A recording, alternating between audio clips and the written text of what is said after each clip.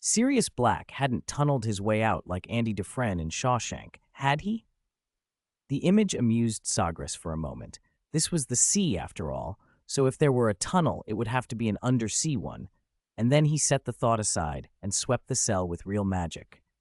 There was no passage, but he did find something unexpected, a torn, yellowed corner of a newspaper. He pinched the scrap between finger and thumb, frowned, studied it a beat, and slipped it into his pocket. It was clearly from the outside. That raised a crucial question. Azkaban's anti-apparition enchantments were formidable, but they didn't block every kind of magic. Phoenixes and house elves could bypass them. Could a servant of the House of Black have helped him? The House of Black. Sagres tapped his temple, thinking through everything he knew about pure-blood families, their trees, their manners. After a few moments, he said, with some uncertainty, Grimmauld Place. A soft pop, and he was gone. He reappeared in a back corner of a square in London, in front of a row of ordinary-looking terraced houses. Number 12, Grimmauld Place, normally invisible to muggles under strong Fidelius protection, revealed itself at his command. With a flick of his wand, the facade slid apart like curtains and exposed a crumbling, gloomy mansion.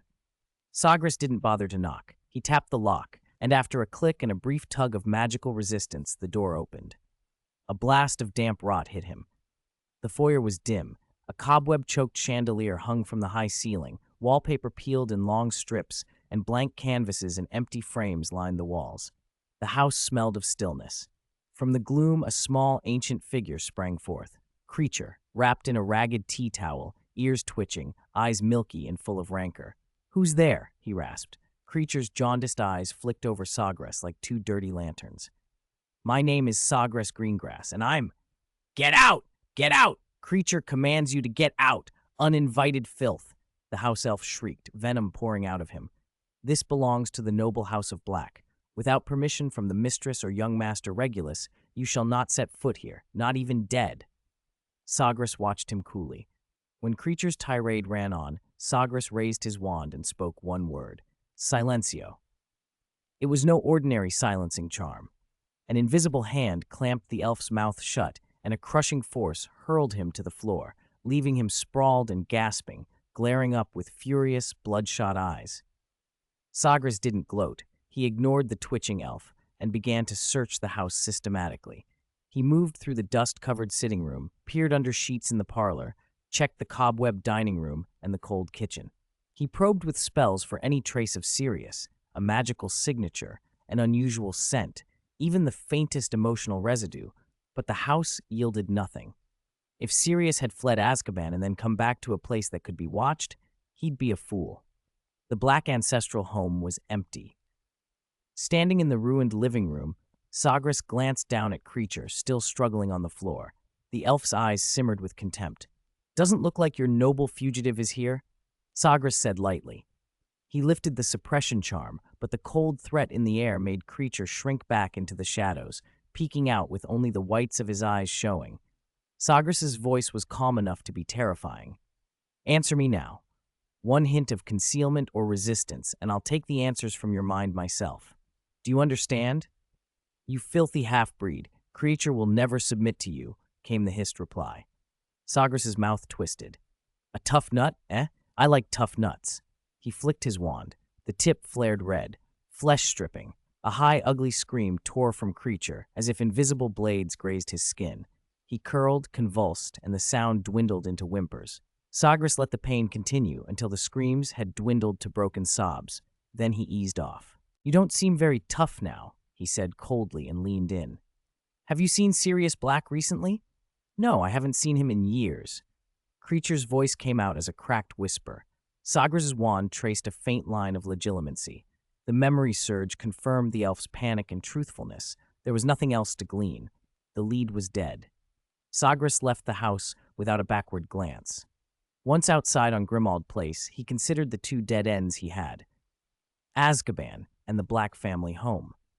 If catching an escaped Azkaban prisoner were easy, the Auror office wouldn't be in such a state, and Dumbledore wouldn't have handed this to him personally. He vanished with a short pop and reappeared minutes later in a narrow London alley. There he set several issues of the Daily Prophet floating in his palm and, without his wand, levitated the scrap he'd found at Azkaban over them, comparing type and layout. It didn't take long to match it. The issue's front-page headline sprawled across the top in celebratory type. Merlin's Favor. The Weasley family wins the Daily Prophet's annual Galleon Grand Prize. Beneath it, a large photograph. 9 Weasleys in brightly colored travel finery, posing in front of the pyramids in Egypt, grinning under the desert sun. Arthur had his arm around Molly. The children clustered in front, their red hair a vivid flare against the sand. Sagres's brow drew down. Why would that particular paper be in an Azkaban cell? He checked dates. The issue matched the day Sirius had escaped. Not a coincidence. Had Sirius seen this and decided, then and there, to break free? Did he bear some private hatred for the Weasleys so sharp that news of their trip pushed him over the edge? He studied the photograph again, letting his sharp gaze comb across faces and postures and the tiny details that might hide meaning. Something in that cheerful family portrait, or rather a certain person in it, nagged at him. An intuition rose up, cold and certain. The key to Sirius Black's escape might be contained in that very image. Cruciatus was perched on the highest branch of the ancient oak opposite number 4, Privet Drive, its dark silhouette concealed in the dense leaves. Its sharp gaze swept the street and houses, searching for traces of the scruffy, emaciated fugitive. For days, it had only watched the pale, black-haired boy scuttle about like a gray mouse, doing endless chores and taking constant scoldings. It was tedious. The boy's occasional resistance brightened the raven's eyes for a moment. Nothing more. Inside number 4, Little Whinging, a nauseating family gathering, was at its climax. Aunt Marge, a bloated mountain of flesh, occupied the most comfortable armchair. Bottles of brandy, dutifully supplied by Uncle Vernon, lined the table. Their sharp scent seemed to seep from the glass. 2 thick fingers gripped a wineglass. Spittle flew with every vicious word. "So, Potter, it's no wonder you turned out like this," she sneered, turning to Vernon with mock sympathy. "Vernon, don't blame yourself too much. When something's rotten at the root, not even the gods can fix it." She paused, took a big swig of brandy, and then fixed Harry with the look reserved for some rare animal in a menagerie. Harry tried to make himself busy with the food on his plate, hands trembling. Black hair fell across his forehead, hiding his eyes. But not the fury and ice-cold hatred behind them. He imagined, uncountable times, drawing his wand and making this woman taste a spell, or making her great mastiff as bloated as she was, but he couldn't. He was underage and forbidden to use magic outside school. If he did, he might be expelled from Hogwarts, or even locked up in Azkaban. He forced himself to pull that anger down. Aunt Marge reached for her glass. "This is the hard truth of heredity," she pontificated, spit flecking the table. "You can tell by dogs. If the bitch is low, the pups will be no better." At that moment, bang! The glass in Aunt Marge's hand shattered without warning. Fragments sprang everywhere. She blinked, wide-eyed, as cold liquor mixed with glass trickled down her flushed cheeks. "Marge," Petunia shrieked. "Oh my! Are you all right?" I'm fine," Aunt Marge stammered, dabbing at her face with a napkin. "I must have squeezed too hard. It happens. Don't make such a fuss. Petunia, I've got strong hands." But Petunia and Vernon both glanced at Harry with suspicion. Harry decided then to skip dessert and get away from the table as fast as possible. He slipped into the dim hallway, leaned against the cold plaster, and gulped for air.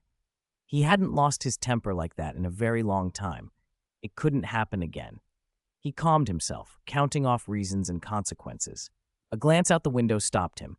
A raven, black as midnight, sat on the sill, its intelligent eyes fixed on him. Harry froze. He knew that bird. "Mr. Locatus," he whispered, how are you here?" The raven didn't answer. It flapped up and slid through the open window like a shadow. Harry's heart leapt. If the Dursleys saw it, his week of endurance would be ruined. He hurried back to the dining room, but Locatus had already landed, regal and motionless, on the high chandelier. The family, absorbed in brandy and roast, seemed not to notice. Only Harry did. Why is it here? Is it because of the glass? Did they send it to watch me? The thought sent a chill through him. For the rest of the torturous meal, as Aunt Marge's venom spilled on, Harry gritted his teeth and imagined the worst consequences of losing control. The thought kept him outwardly calm but turned his eyes glassy, his expression distant, as if his soul had gone somewhere else.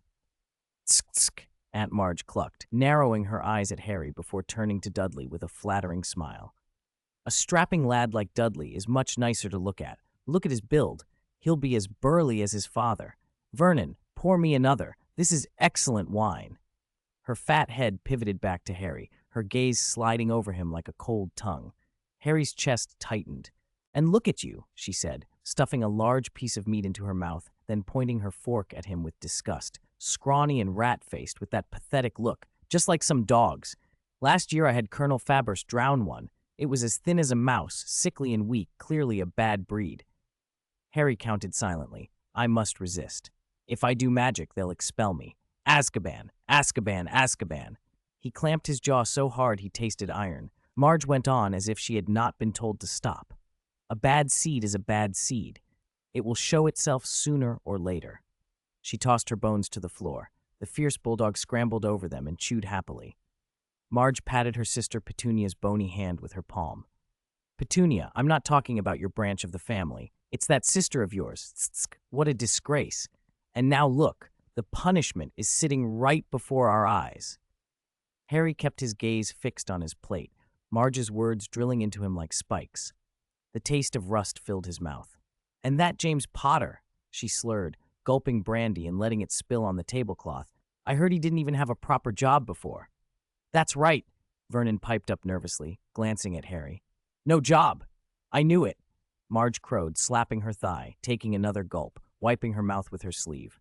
Useless. Liar. Lazybones. Good-for-nothing trash. A shiftless wastrel. He's not. The words exploded out of Harry like thunder. The dining room dropped into silence. He stood up so suddenly his chair scraped. Uncle Vernon went white. Get back to your room. Now. Immediately. No, Vernon. Aunt Marge let out a loud belch and raised a fat hand to stop him, her bloodshot eyes fixed on Harry with venom. Let him speak. Boy, go on. You're so proud of your dear parents, aren't you? Too bad they were flattened into mincemeat, weren't they? I bet they were both dead drunk. They didn't die in a car crash. Harry roared, all restraint snapping. They didn't, you lying little bastard. Aunt Marge shrieked, chest heaving. They kicked the bucket, and what did they do? They dumped you a burden on decent, hard-working relatives. If you'd been left on my doorstep, I'd have sent you to an orphanage or drowned you in a toilet, you ungrateful pup. Is that so? Harry said, shaking, voice trembling.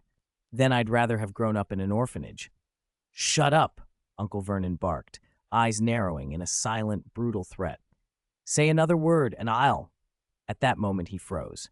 Loquetus moved on the chandelier. The raven dropped from its perch and hovered for a heartbeat above Aunt Marge's newly refilled glass of brandy. Then a small, thin, grayish-white dropping fell and landed squarely into the golden liquid, dissolving almost at once. No one noticed but Harry.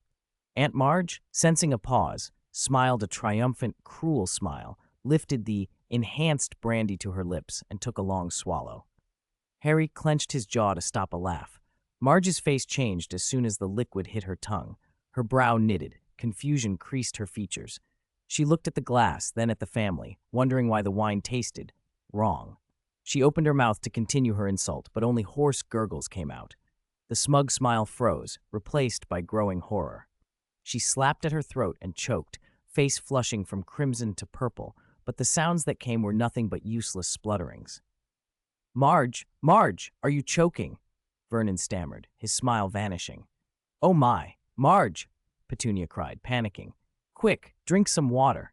Even Dudley paused mid-chew, eyes finally for once, leaving the television to stare at his aunt in mute alarm as she gestured frantically and no words came.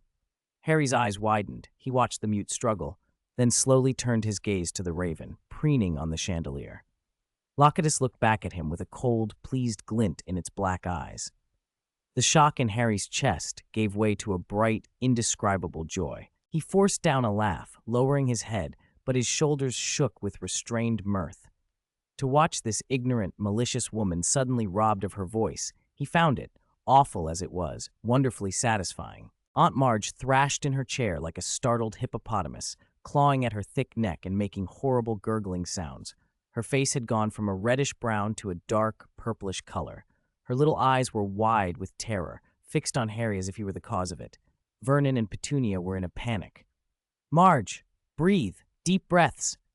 Vernon patted her back in a helpless, useless way.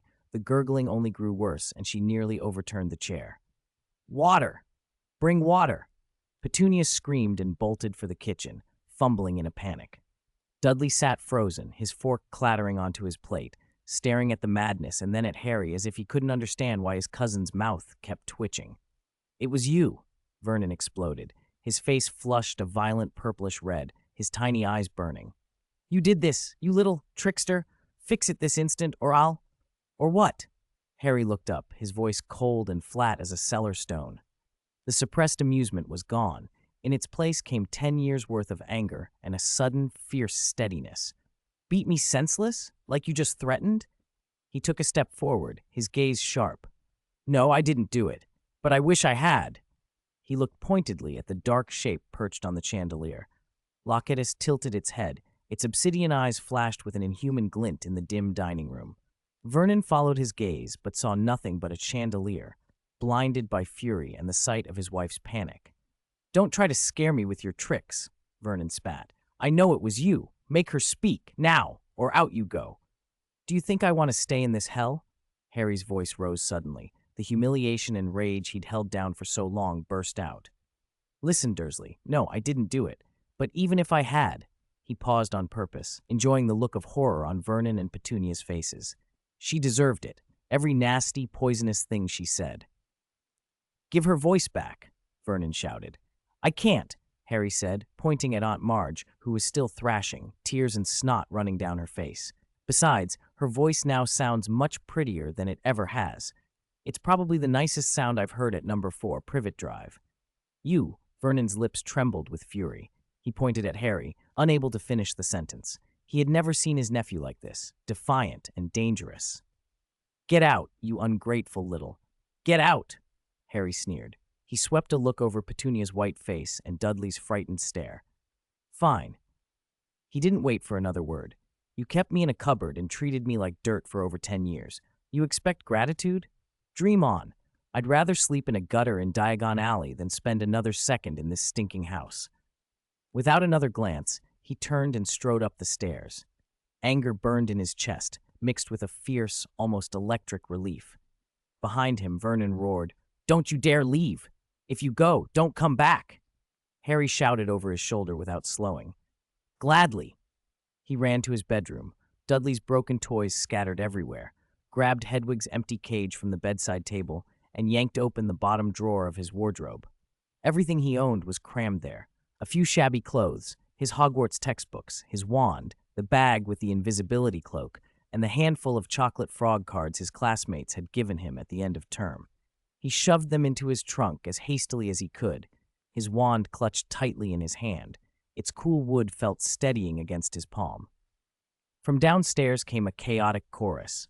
Aunt Marge's more desperate gurgles, Petunia's hysterical crying, Vernon's incoherent swearing, and Dudley's baffled muttering.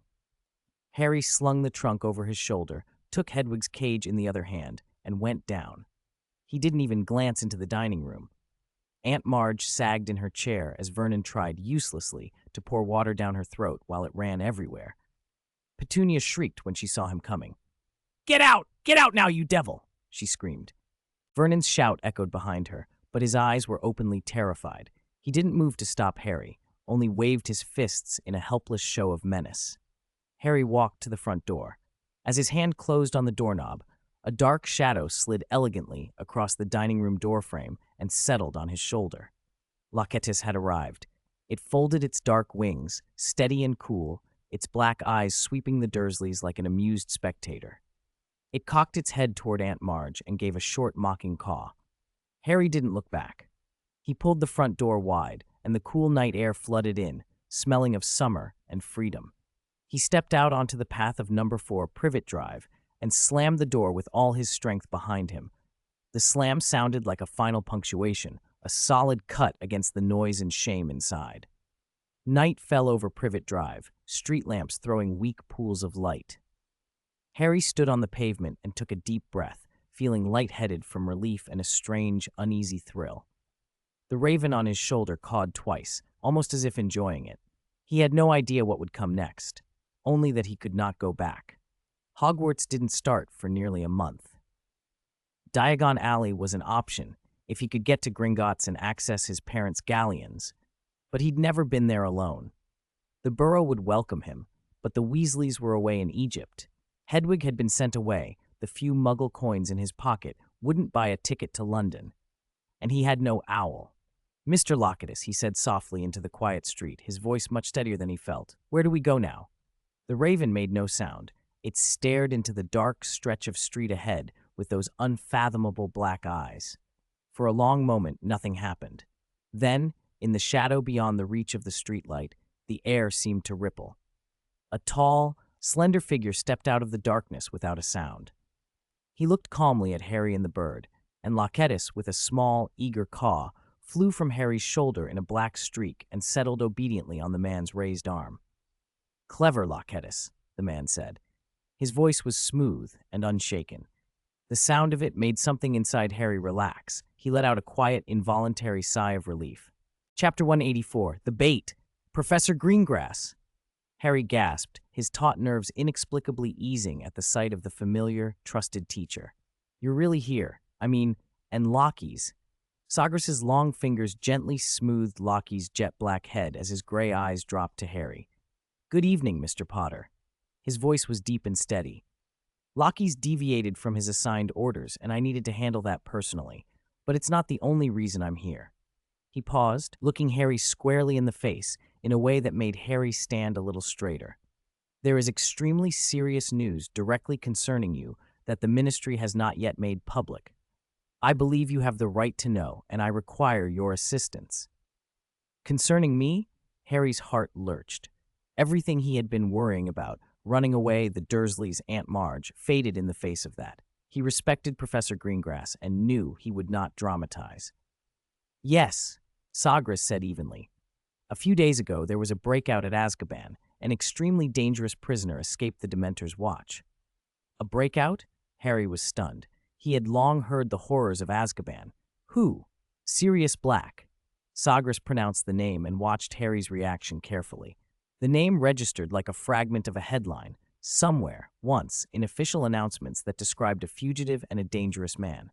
Harry blinked, waiting. Sagres's gray eyes sharpened. "Perhaps you don't realize the full significance of the name. Sirius Black was one of your father's school friends." "What?" Harry was floored. A friend of his father's? That did not fit with the idea of an extremely dangerous prisoner. Sagres's tone hardened. "However, it was he who betrayed your parents during Lord Voldemort's height of power. He revealed their location to Voldemort, directly leading to their deaths." Each word hit Harry like a cold hammer. Betrayal, a leak, murder. The image of his parents, betrayed by their friend, of being killed because someone they trusted had betrayed them, stunned him into silence. He went pale. His lips trembled, but he could not speak. "Is that true?" he managed hoarsely. "The evidence is conclusive." Sagres's voice left no room for doubt. From the time Black was sentenced to life in Azkaban until his escape, he never denied his crime. Lord Voldemort's follower, the killer of his parents. Heat and fury flared through Harry at once, displacing some of the earlier numbness. He clenched his fists until his nails dug into his palms, his body shaking with rage. He escaped? Harry's voice went cold. What does he want? "According to the Ministry and Headmaster Dumbledore's speculations," Sagres said calmly, "Black very likely escaped with you in mind, Mr. Potter. You are Voldemort's most famous failure. As one of Voldemort's most fanatical followers, Black may see killing you as the final step to fulfill his master's unfinished business. After all, Voldemort fell because of you." Cold fear ran through Harry from head to toe, snuffing out some of the furious heat. A madman who had murdered his parents, who had escaped Azkaban, could be hunting him. He scanned the darkness around them as though the disheveled, wild-eyed wizard might leap out at any moment. "Professor?" His voice trembled. "Will the Ministry catch him?" "The Ministry is conducting an all-out search, but Black is cunning and possessive of unknown magics. Their efficiency is uncertain." Sagres was blunt. "We can't rely on passive protection. We need to take the initiative, find him and deal with him. For that, I need your help." "My help?" Harry looked bewildered. What can I do? Everyone expects Black's target to be you. That means you are the best bait to draw him out. Sagres' tone was measured. An exposed bait, combined with a trap I've prepared, is the simplest, likeliest plan under the circumstances. The idea made Harry's heart stop for a beat. Be bait? Expose himself to a man who had betrayed and murdered his parents? The instinct to flee back to Privet Drive, to hide, screamed at him. But when he met Sagres' steady gaze, a strange courage returned.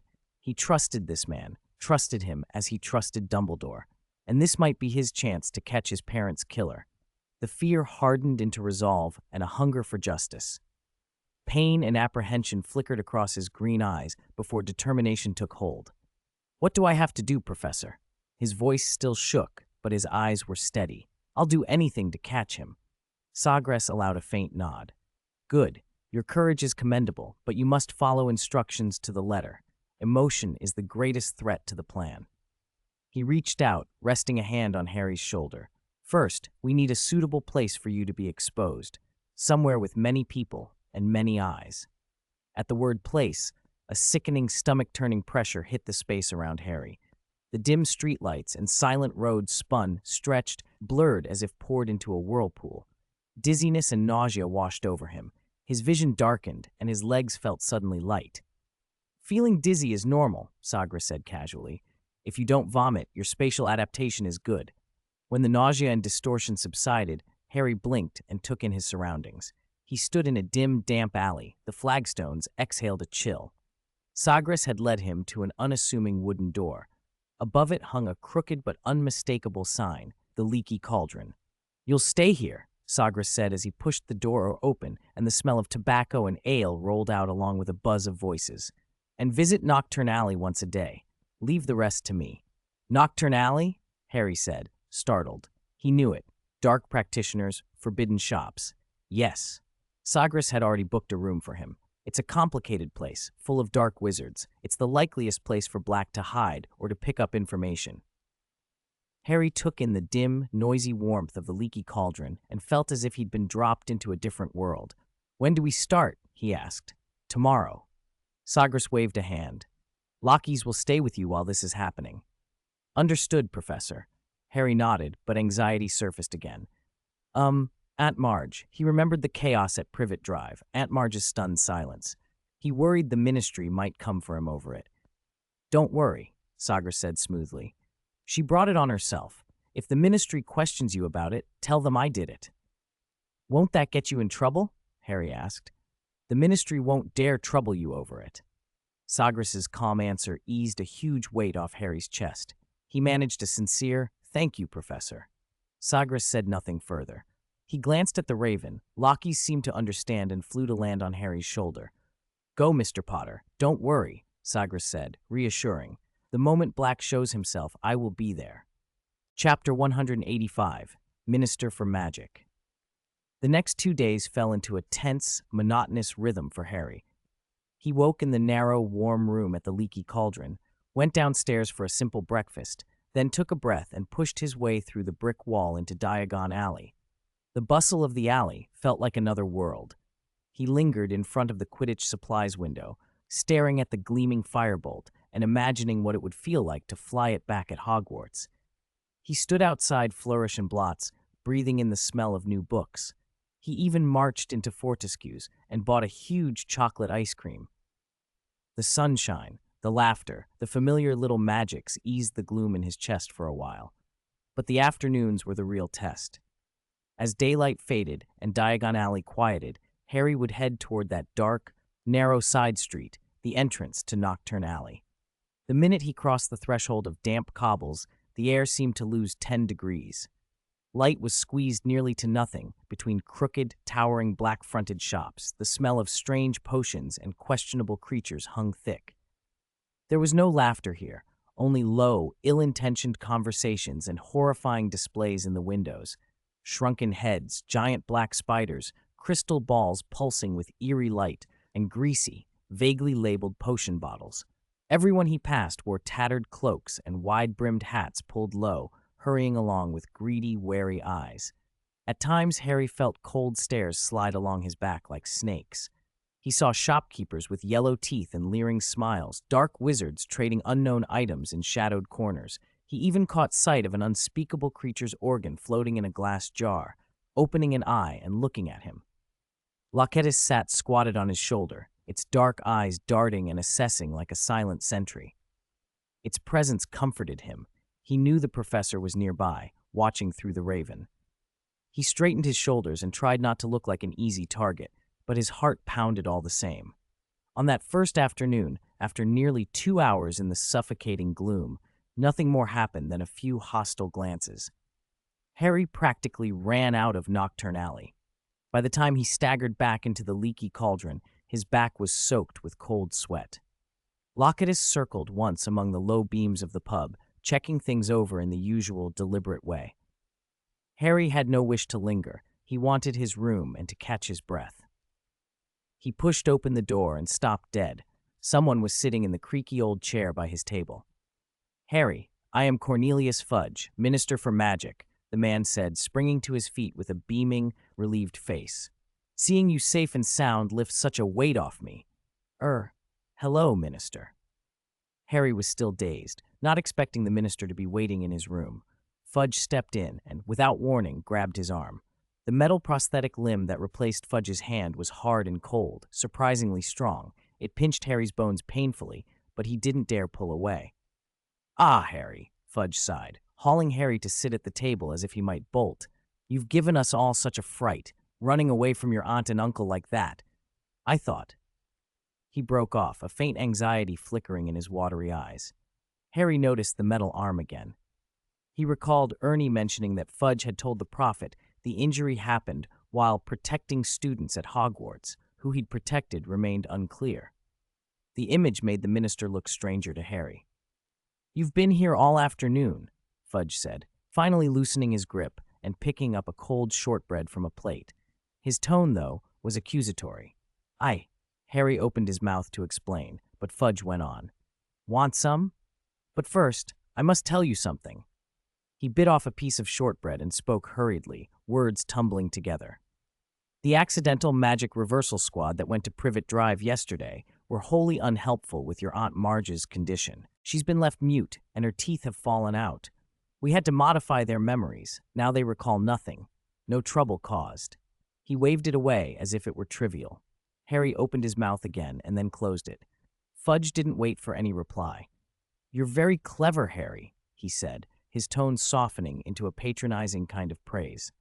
"Knowing to hide here. The leaky cauldron is very safe. You can stay here until things are resolved." "Has the ministry captured Black?" Harry asked, eyes fixed on Fudge.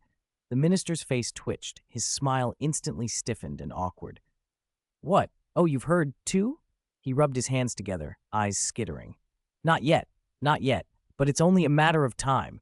The Aurors and the Azkaban guards aren't just for show." He tried to sound confident. It came out forced. At that moment, a dark shape landed on the windowsill.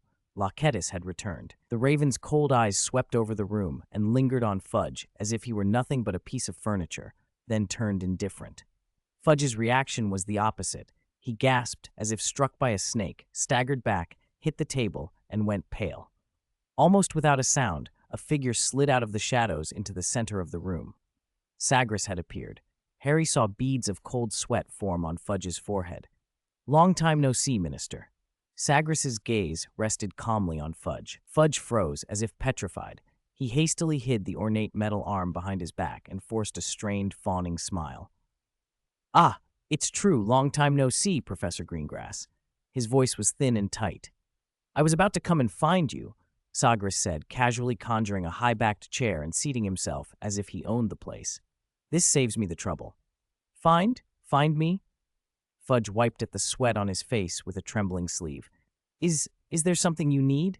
Fear threaded his words. He remembered things Sagres had done in the past. Harry felt an odd sensation watching it. Anyone could see Fudge was afraid of Greengrass, but as Minister for Magic, he ought to be powerful. Sagres didn't answer. He pulled a folded copy of the Daily Prophet from his robe, and with a soft flick, the newspaper stirred as if alive, fluttered toward Fudge like a clumsy bird, and dropped with a thud into the minister's shaking hands. "I want to know," Sagres said evenly, How this newspaper ended up in Black's cell. Fudge flinched as if burned. He groped at the paper. One glance at the headline drained his face of color. In Black's cell? He stammered, trying to sound shocked, as if hearing it the first time. This is an important clue. I just now— Is that so, Minister? Sagres cut across him. Unfortunately, my legitimacy tells me you lied. Fudge went paper white and swayed. He looked at Harry as if pleading, lips trembling. Finally, his shoulders sagged and his voice dropped to a whisper. Ah, yes, I remember now. He pretended to scan the paper, struggling for words. I was inspecting Azkaban a while ago, and I had that newspaper with me. Then Sirius asked me for it, said he wanted to do the crossword to pass the time, so I gave it to him. Guilt made his voice thin and small. Sagres watched him in silence, his ice-gray eyes unblinking. After a suffocating moment, he spoke. Shortly after he received that newspaper, he escaped. Is that right? Yes. Fudge's voice trembled on the verge of tears. But, he blurted desperately, I swear on my life, it was just a newspaper. It couldn't possibly have been the key to Black's escape. I swear. He shook his head frantically, trying to distance himself. Sagres said nothing. He simply kept looking. After what felt like a long moment, Sagres asked quietly, Then is there anything else we don't know, Minister? Fudge's Adam's apple bobbed, sweat soaked his collar. He babbled, eyes darting as he weighed his choices, and then, as if seizing on something, his voice rushed out. However, about that time, after Black betrayed the Potters, Peter Pettigrew came looking for him. Peter was a friend of the Potters, too, but Black was far stronger than Peter Pettigrew. He blew Peter to pieces right in front of everyone. In the end, we could only find one of Peter's fingers. He offered that memory like a bargaining chip, trying to deflect and to remind them of old horrors. The small room filled with a heavy, uneasy silence. Chapter 186, Fudge in Trouble. Fudge's account was florid and theatrical, as if he were exaggerating Black's savagery while trying to deflect attention from Sagres Greengrass's relentless scrutiny of the newspaper. Greengrass's gaze lingered on Fudge's sweating face for a long moment, his eyes so penetrating they seemed to look past flesh and straight into the man's rattled soul. The minister's awkward attempts at evasion and blame dissolved under that stare. A choking silence filled the room, broken only by Fudge's heavy, panicked breaths. A regrettable outcome, Greengrass said slowly, his voice flat and emotionless. Minister, your additional explanation was quite spectacular. Fudge's ruddy face went a sickly purple, his lips trembling, but he could not manage a single word. He felt utterly exposed, a ridiculous figure stripped bare.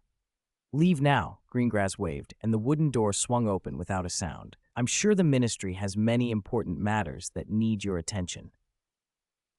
The dismissal cut deeper than any lecture.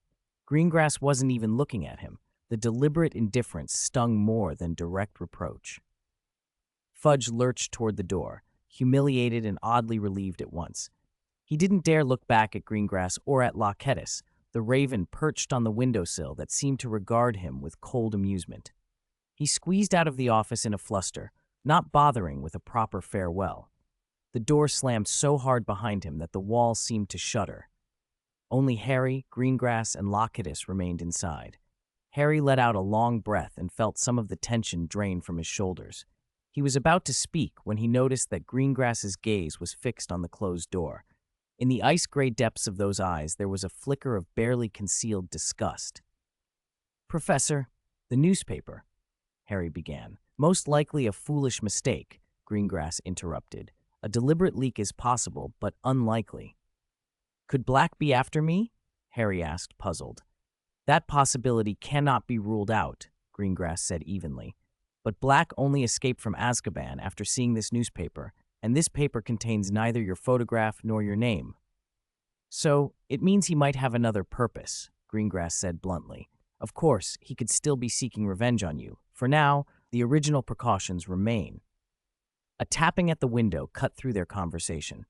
Hedwig, a snow-white blur, was pecking anxiously at the glass. Her feathers were a little ruffled, and a thick envelope was tied to her leg. Harry opened the window, and Hedwig flew right in, nuzzling his cheek and making plaintive noises as if scolding him for being hard to find. He untied the letter. The handwriting was Hermione's, neat, elegant, but hurried. The letter had a tone of urgent worry. Hermione had learned about Black's escape and Harry's possible danger from the Daily Prophet or other sources. She urged him not to leave a safe place, not to act alone, and to wait for adult arrangements.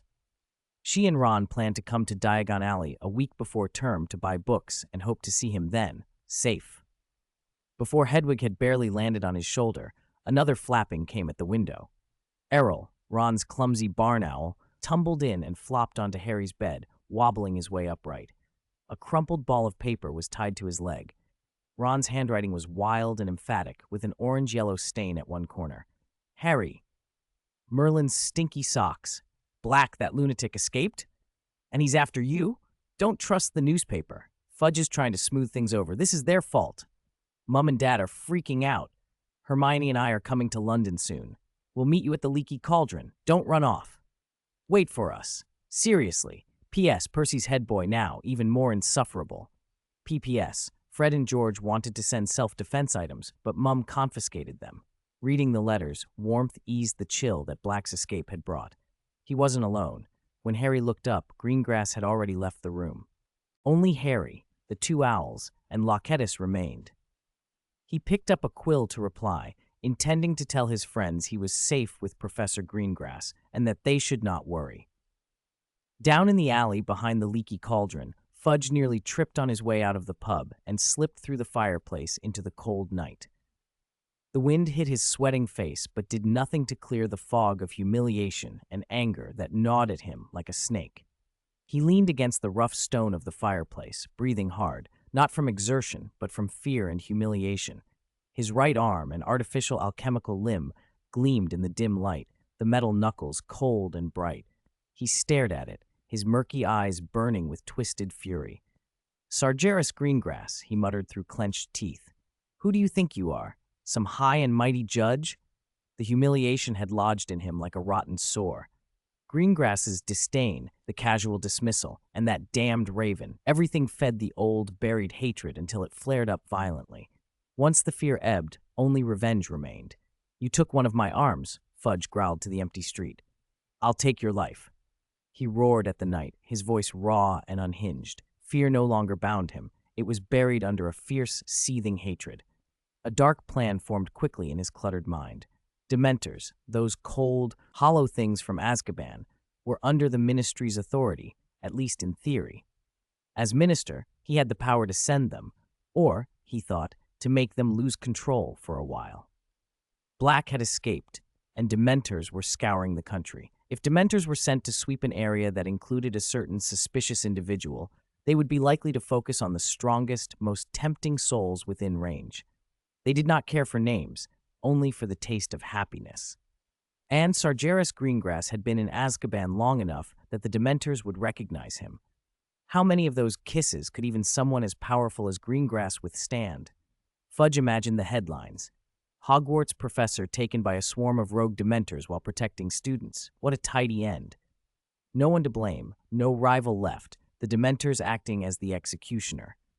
"That's what I'll do," he whispered, his voice a rasp.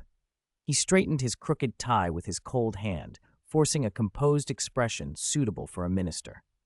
He needed a discreet, obedient intermediary to pass along a carefully worded instruction, someone who disliked Greengrass enough to carry out his will, or someone who feared him.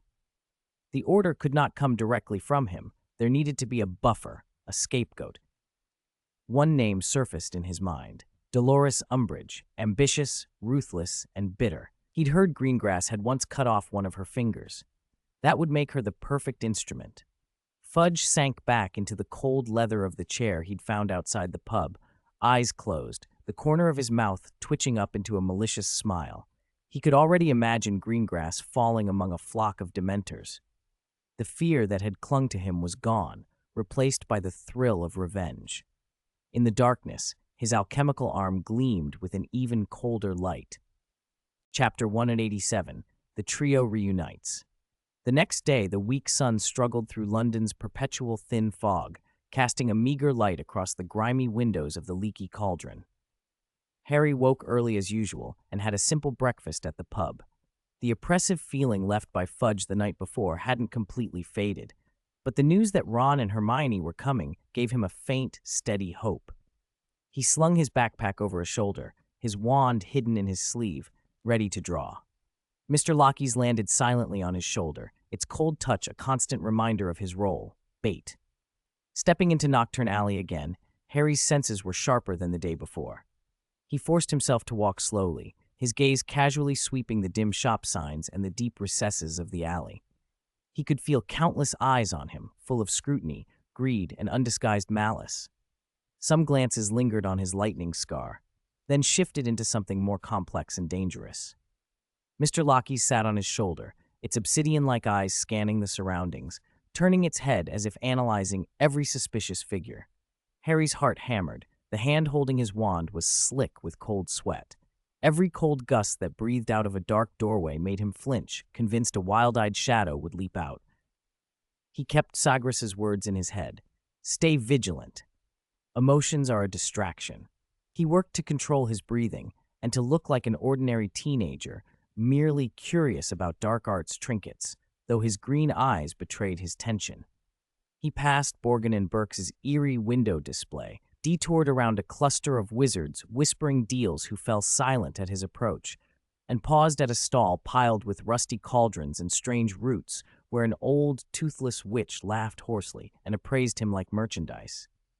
Time stretched, each second felt unusually long. The grim atmosphere and the sense of being watched washed over him like a cold tide, slowly eroding his nerves. Mr. Lockie's remained on alert but gave no special warning. When Harry finally emerged at the brighter entrance to the leaky cauldron, he felt utterly drained. The sunlight took some of the chill away, but it couldn't lift the heaviness in his chest, or the sting of disappointment. Black hadn't shown. He went back to his room and collapsed on the bed. Mr. Lockie's flew to the top of the wardrobe and kept its vigil. Sirius Black, where are you? When will you show yourself? With those thoughts, Harry fell into a heavy sleep. Days passed in a taut, repetitive rhythm. Harry followed Sagres's plan like a clock. Breakfast at the leaky cauldron, a brief walk in the sunny parts of Diagon Alley for respite, and an afternoon patrol into the spine-chilling Nocturne Alley.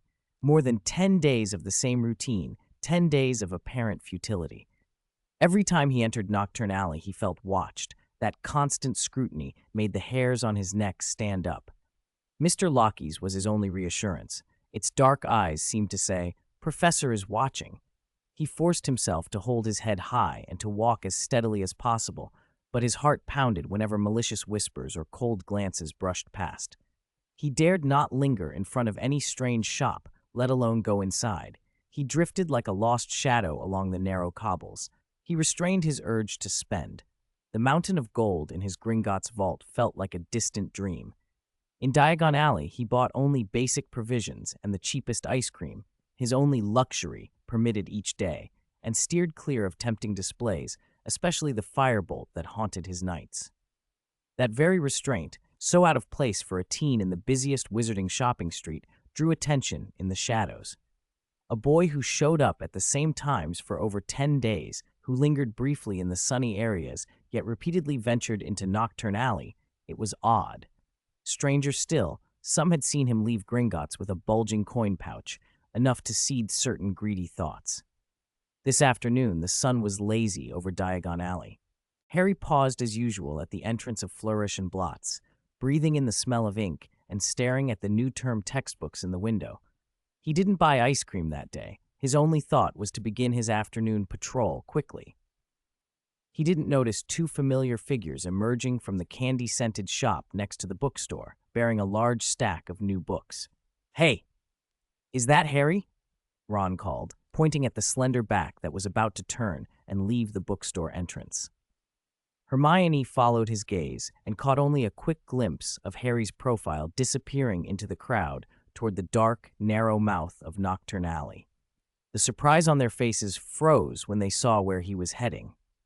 What's he doing in Nocturne Alley? Hermione's voice was tight. She shoved her books into a bottle, enchanted with an undetectable extension charm, her face white with shock and worry. That place is too dangerous. Maybe he's just passing through? Ron guessed, but his tone was uncertain. Impossible. He was walking so fast, like he had a purpose. Let's follow him, Hermione decided at once. He's too dangerous to be alone. Without waiting for Ron, she hurried off in the direction Harry had gone. Harry forced himself once more into the suffocating alleys of Nocturne Alley. He took a deep breath and repeated to himself that Black might be lurking in a corner. For his parents' sake, he had to keep going. He deliberately slowed his pace. After so many days of numbed vigilance, the edge of his fear had dulled. He no longer expected a withered hand to snatch him through a cracked shop door. But today, a strange chill, like cold vines wrapping around his heart, tightened his chest. He kept feeling as if someone were following him. Several times he turned quickly, scanning twisted lanes and shifting shadows behind him, even glancing instinctively at Mr. Lockheed's for confirmation. The dark bird only sat quietly, eyes sharp but offering no warning. Harry swallowed the unease and continued deeper into the alley that reeked of mold and strange potions. He rounded a corner into a more secluded stretch where the crooked shop fronts on either side nearly swallowed the sky and the light grew thin. A clench of intuition seized him. His heart lurched, and almost instinctively, he drew his wand and spun around. For a moment he couldn't believe his eyes, then the color drained from his face and panic surged through him. Hermione? Ron? How are you here? Get out! It's too dangerous! His voice trembled. Dangerous? You know it's dangerous? Hermione snapped, worry and anger sharpened together. She pushed forward and grabbed Harry's arm. What are you doing, Harry? Why are you running toward this dreadful place? And Mr. Lockheed's, Now's not the time. Harry cut in, scanning the dark doorways and narrow crevices around them. You have to leave.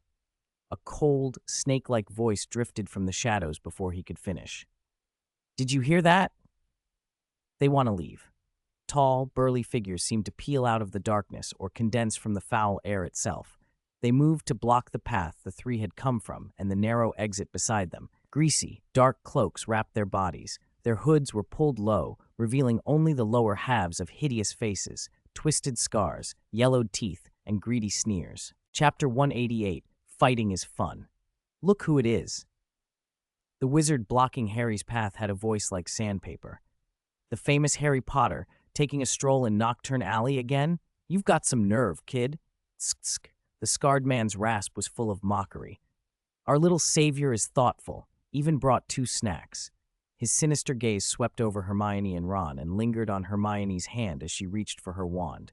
Heard you've got a lot of gold on you? The wizard on the left greedily licked his lips, revealing crooked yellow teeth. Your dead parents left you a lot of property, didn't they?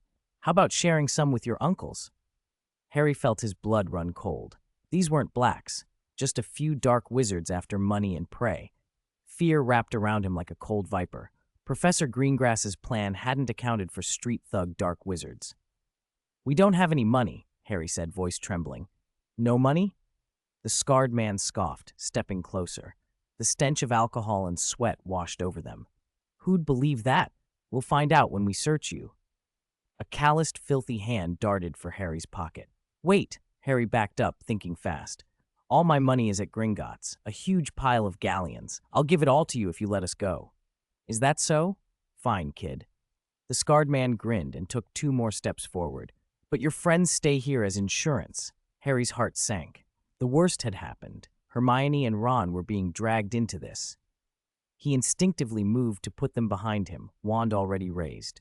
Lockheed's, perched on his shoulder, let out a sharp, frantic shriek, its black feathers bristling. Hermione went pale, but her eyes were steel. She drew her wand in a heartbeat. Ron forced his fear down and raised his as well. Get lost, unless you want Azkaban.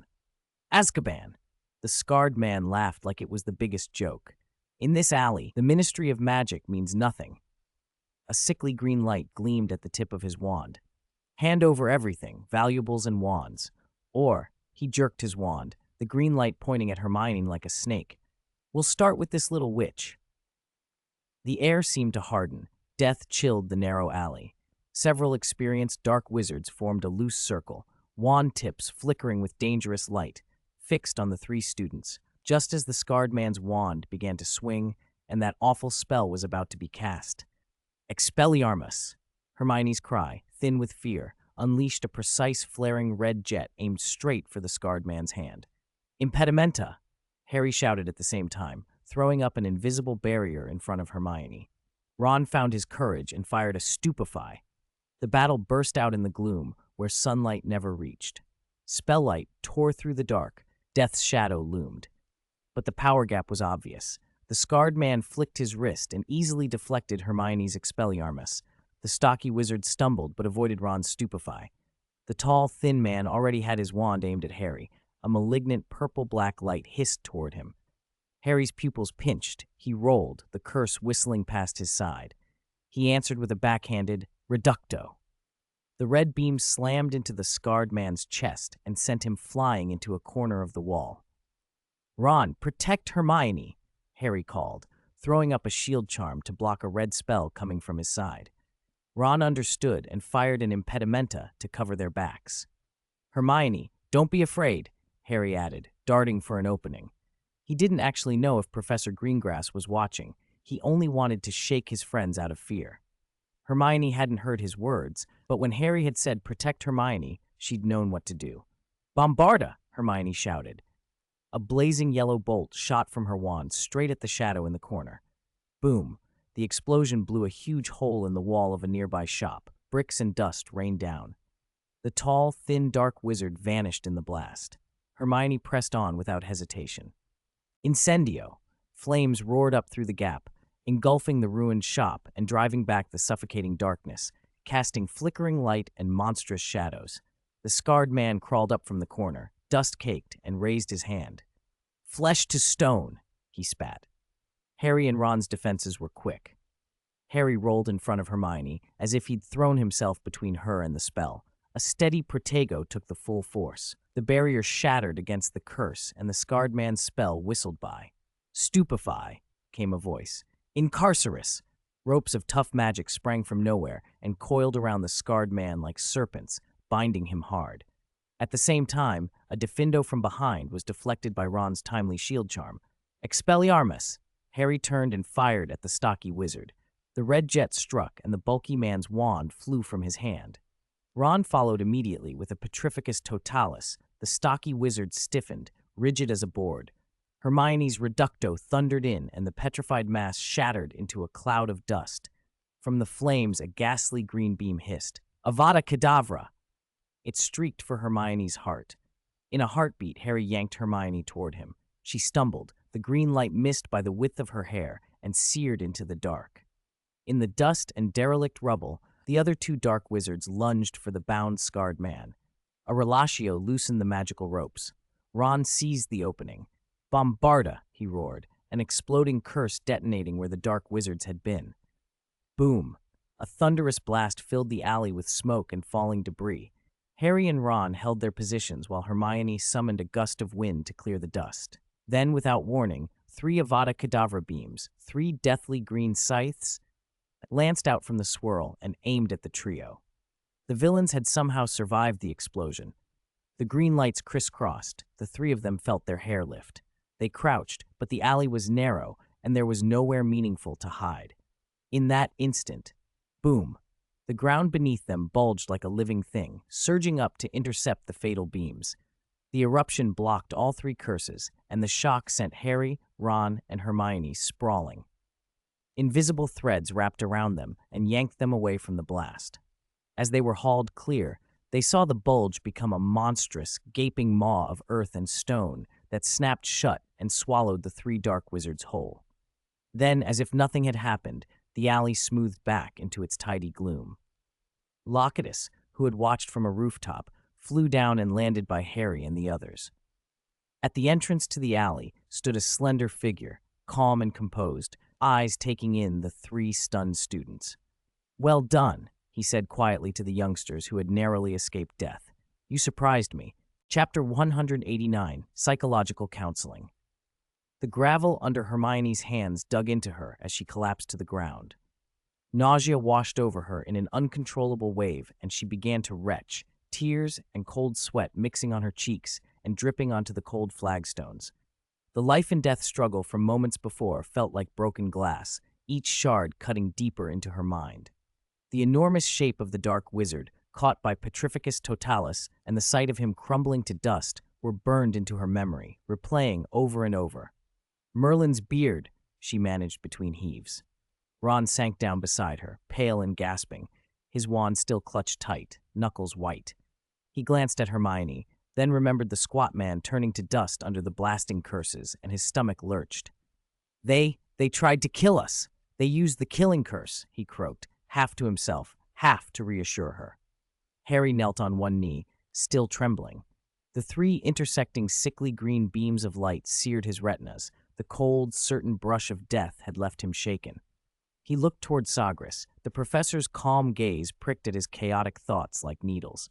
Harry opened his mouth, intending to speak, but his throat tightened and no sound came out. The professor's casual, "Well done," said after the duel, felt like a boulder pressing down on all of them. Well done? They just killed someone. Or at least Hermione? I. Hermione finally stopped retching. She forced herself to lift her head, face smeared with dust and tear streaks, eyes wide with horror. She stared at her hand around the wand as if it were not her own, but a venomous snake flicking its tongue. I used Bombarda and Reducto. I might have killed them. Several of them. Her voice broke into helpless sobs. Professor Greengrass, you told us to finish them off, but I only wanted to. She couldn't finish. Tears streamed down her face, mixing with the grime. The professor's cold instruction from their first dueling lesson echoed in her head. In battle, either eliminate the enemy's threat completely or be eliminated yourself. Mercy toward an enemy is a desecration of your own life. But theory and reality were miles apart. When a spell actually took a life, the guilt nearly crushed her. Ron watched Hermione unravel, and the resolve he'd forced himself into evaporated, leaving bewilderment and a thin thread of fear. Harry bowed his head. Once the impulse to protect his friends passed, a tidal wave of self-blame and confusion washed over him. It was his fault. He had led them here. Nocturne Alley's chills seemed to have been pushed back for the moment, but another, deeper cold settled into their bones. The weight of taking a life for the first time pressed on them, even though their foes had been vicious dark wizards. Their eyes drifted to the alley where the struggle had occurred, now empty, the flames Hermione had summoned still crackling and casting light on ruined walls. Sagres stood quietly, his gaze sweeping over their faces, taking in fear, breakdown, and confusion. He did not rush to comfort them. He waited until Hermione's retching eased into softer sobs, then spoke slowly. Miss Granger, you are a clever witch. Your spells were precise and decisive. Under pressure, you made the correct choice. But Hermione began, voice thin. This is not a crime, Sagres interrupted, his tone firm. It is an expression of courage and strength. The stain you feel is the battlefield's brand on anyone who survives. He lifted a hand as if to pat her shoulder, then paused and let his hand fall. He only looked at her calmly. Hermione's sobs faltered. Though pale, the confusion in her eyes seemed to be rent by his words. Feeling sick, feeling afraid, feeling like your hands are stained with blood? Sagres stepped closer, his voice calm and gentle. That is perfectly normal, facing death for the first time, especially a death you directly caused, and not reacting would be strange. There was no praise, no condemnation in his voice, only his usual equanimity. In a way, it proves you are not natural-born executioners, and that is a good thing. The three of them stiffened. They had expected a reprimand, or a cold, you'll get used to it. Sagres' gaze drifted toward the shadows deeper in the alley, lit by the last of the flames, as if looking at a memory. His voice dropped a degree. I remember Nocturne Alley, an even dirtier corner. Once, for a few nuts, a rat tried to slit my throat. He paused, then added with a wry edge, you would not believe it, he didn't even have a wand.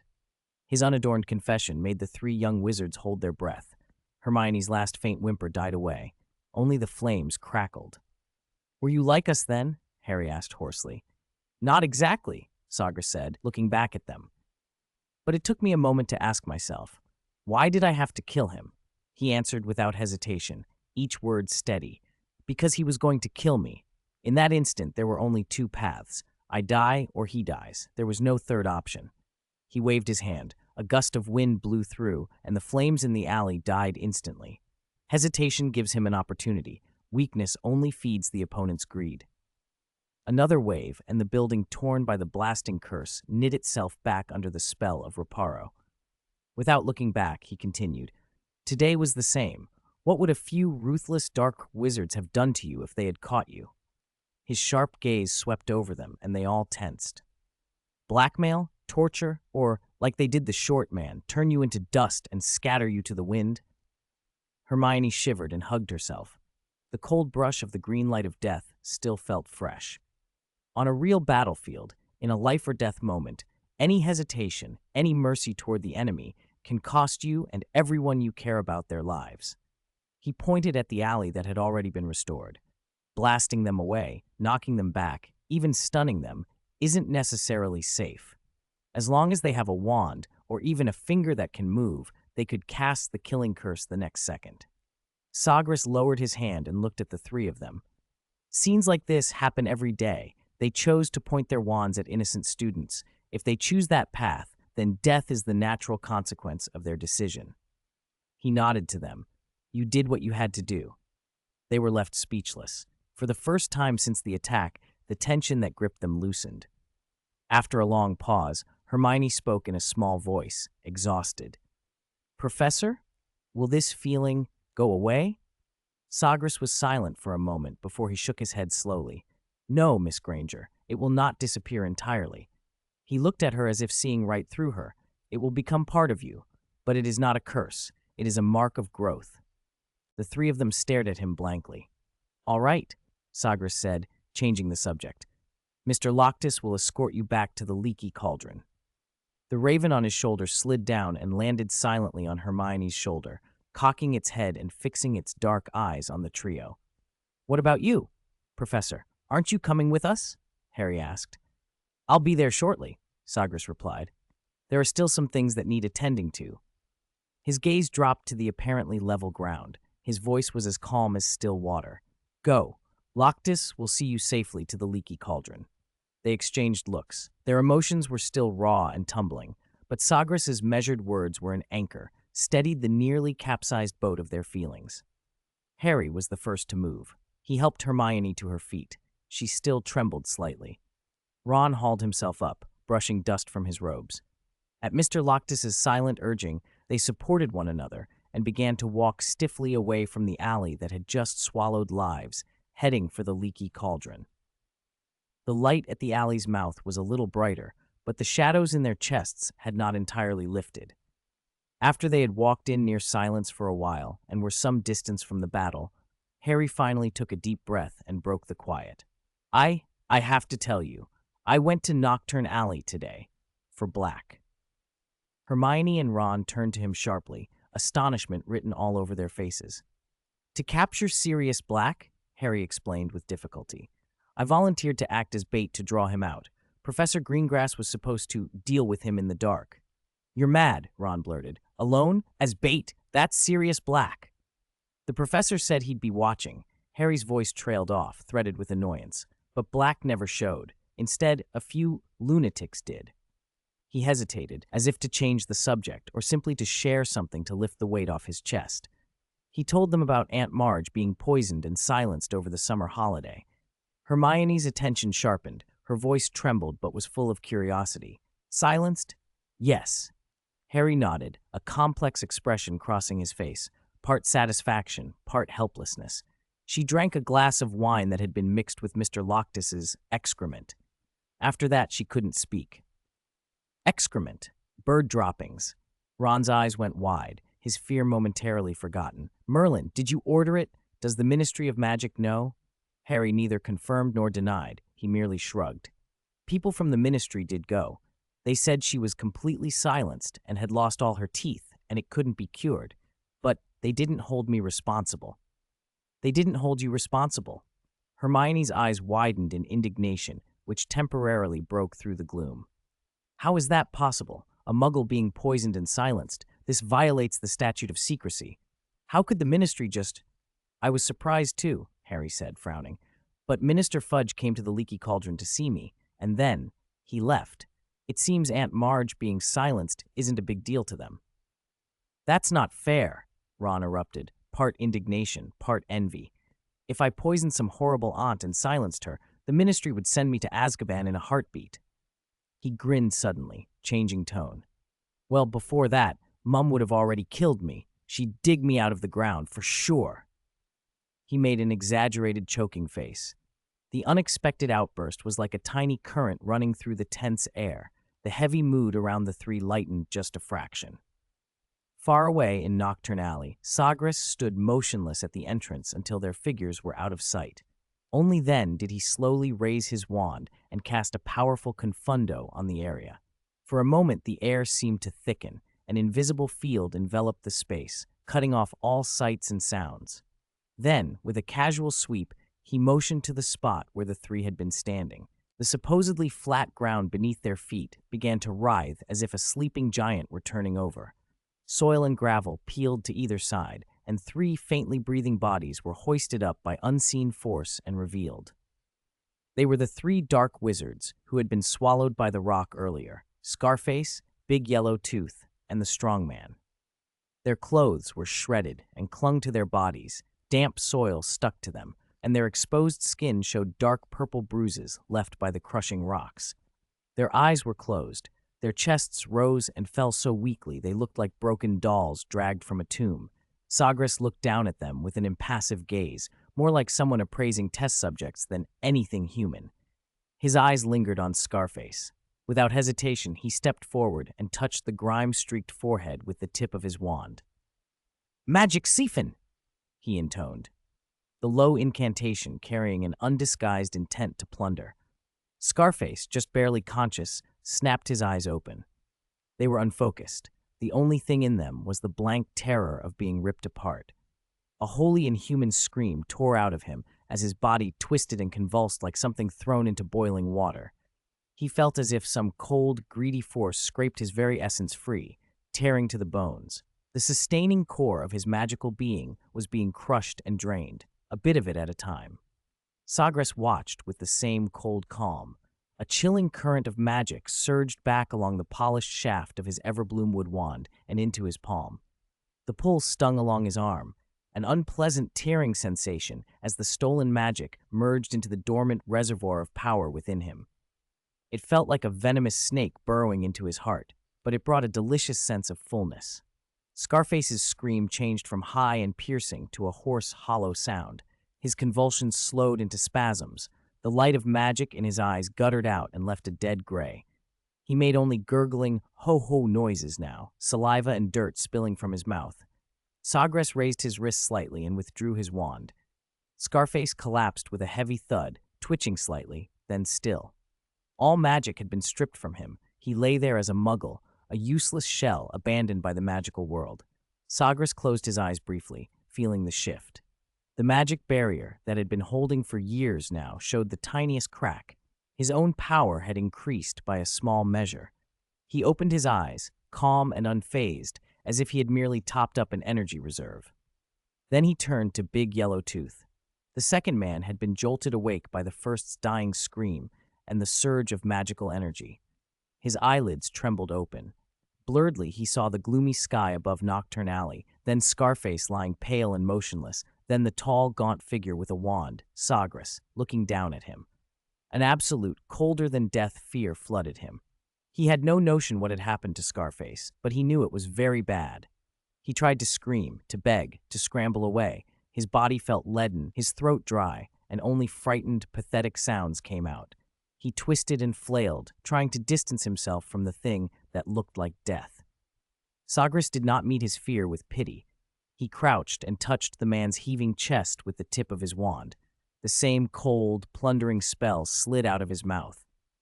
No! Big Yellow Tooth gave a short, desperate wail before the pain entirely overwhelmed him.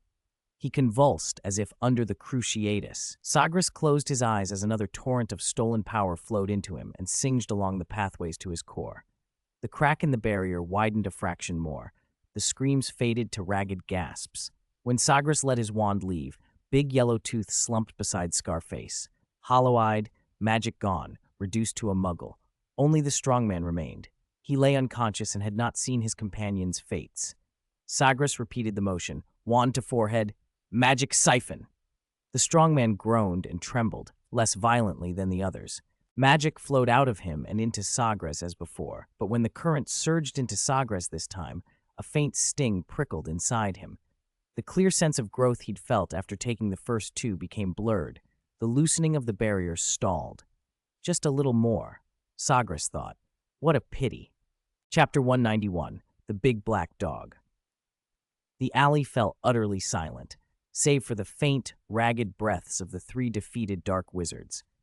Sagres withdrew his wand and, almost unconsciously, twirled it between his fingers as if savoring the aftertaste of the spells he'd just cast, or perhaps feeling the odd, sluggish magic still humming in his veins. He looked down at the three once threatening figures sprawled on the ground with an indifferent eye. "I won't leave your bodies out on the street," he said. A casual flick of his wand sent an invisible whirlwind skittering along the cobbles, sweeping up dust, gravel, and debris like a giant broom. The vortex roughly bundled the three unconscious attackers and shoved them into a cracked crevice in the alley, burying them completely. The confundus charm dissolved in silence.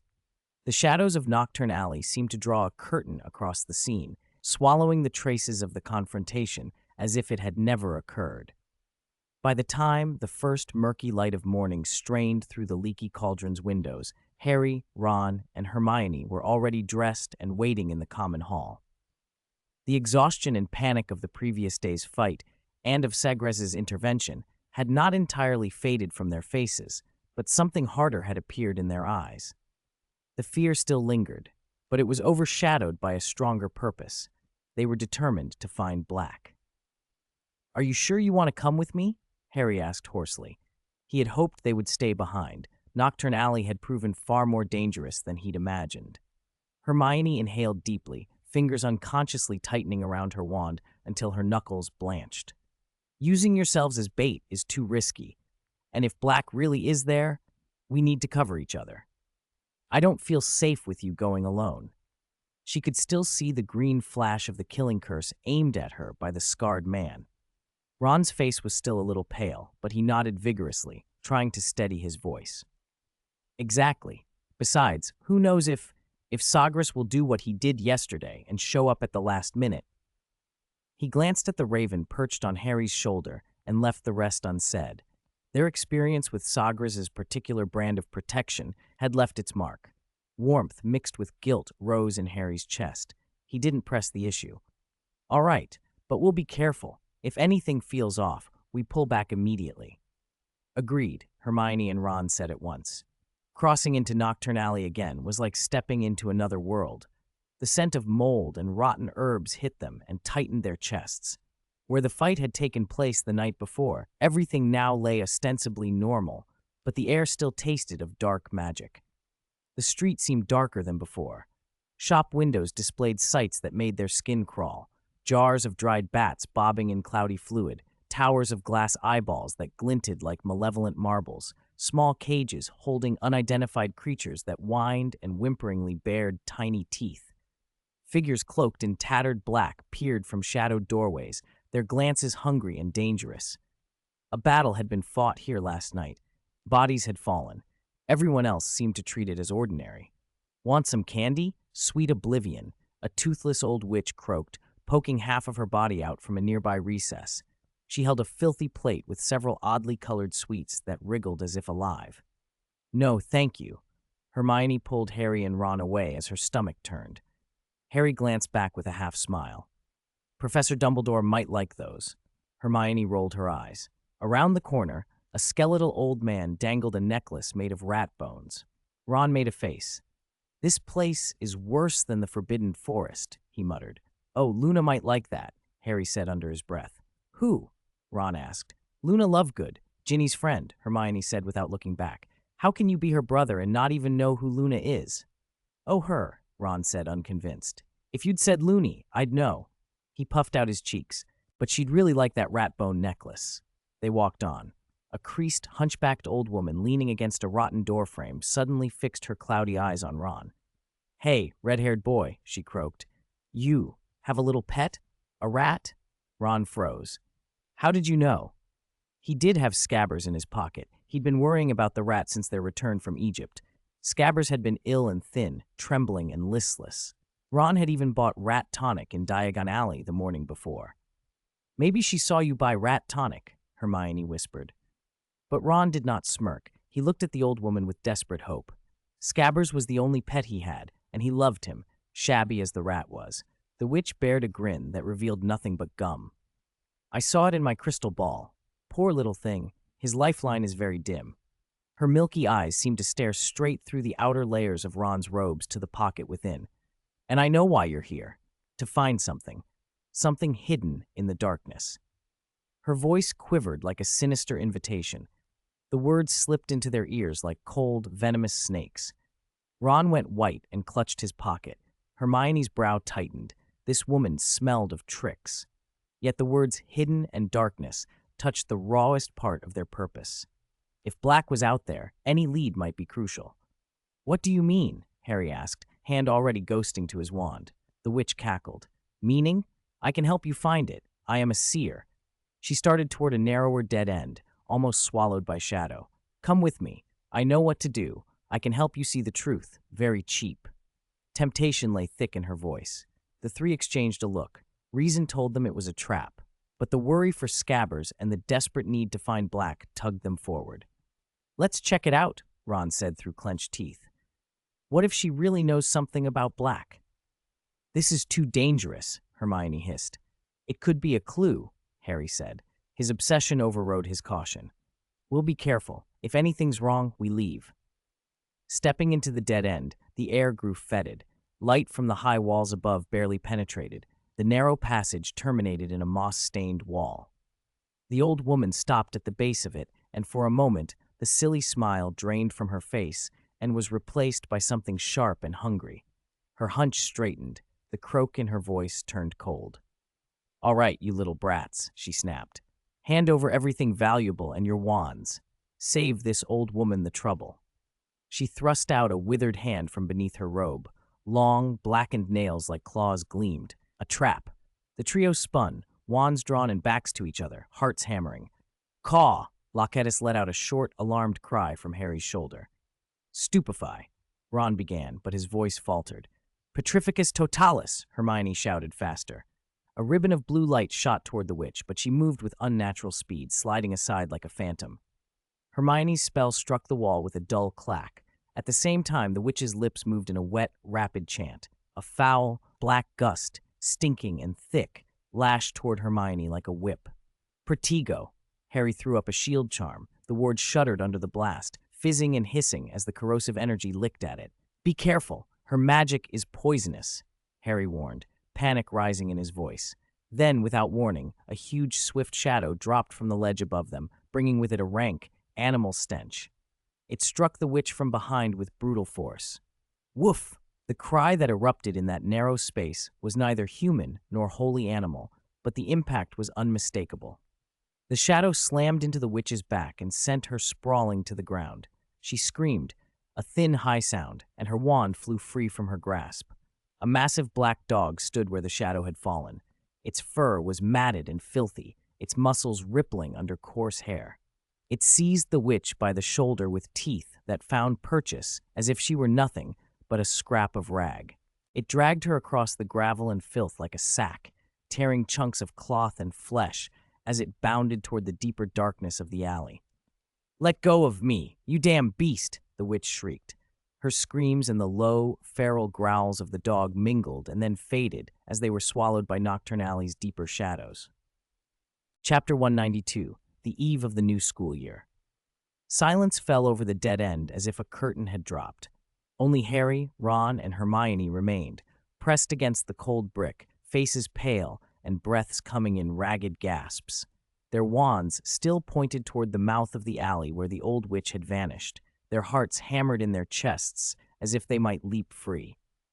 Everything that had happened, the sudden appearance and disappearance of the enormous black dog, the old witch's pitiful form being dragged away, had been too shockingly swift to process.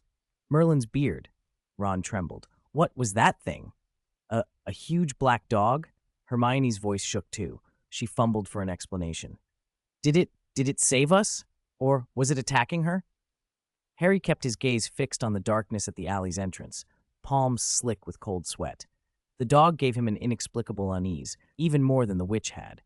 Those almost human eyes had been wrong in a way he couldn't place. "I don't know," he said dryly. "Today's bait mission is over. Let's go." They didn't linger to look for the witch's dropped wand. Fear propelled them out of the dead end and toward the Nocturne Alley exit, racing until they merged into the safer, brighter flow of Diagon Alley and could finally slow down. At the same time, in Sagres' office at Hogwarts, he reclined in his high-backed chair, fingertips tapping the smooth desk. Through Loctus's eyes, he had watched everything in Nocturne Alley, the trio moving cautiously, the unsettling vendors, the old witch's words luring them into the dead end. He had seen the witch turn vicious, Hermione's Petrificus Totalis fall short, and Harry's shield charm block the witch's black mist. His expression had remained unreadable as the giant black dog had leapt, knocked the witch down, and dragged her away. Sagres' eyebrow twitched almost imperceptibly. "A large magical canine?" he murmured, curiosity lacing his tone. "A stray from Nocturne Alley, or a magical pet altered by some dark wizard?" He watched the direction the dog had taken and the three students retreating.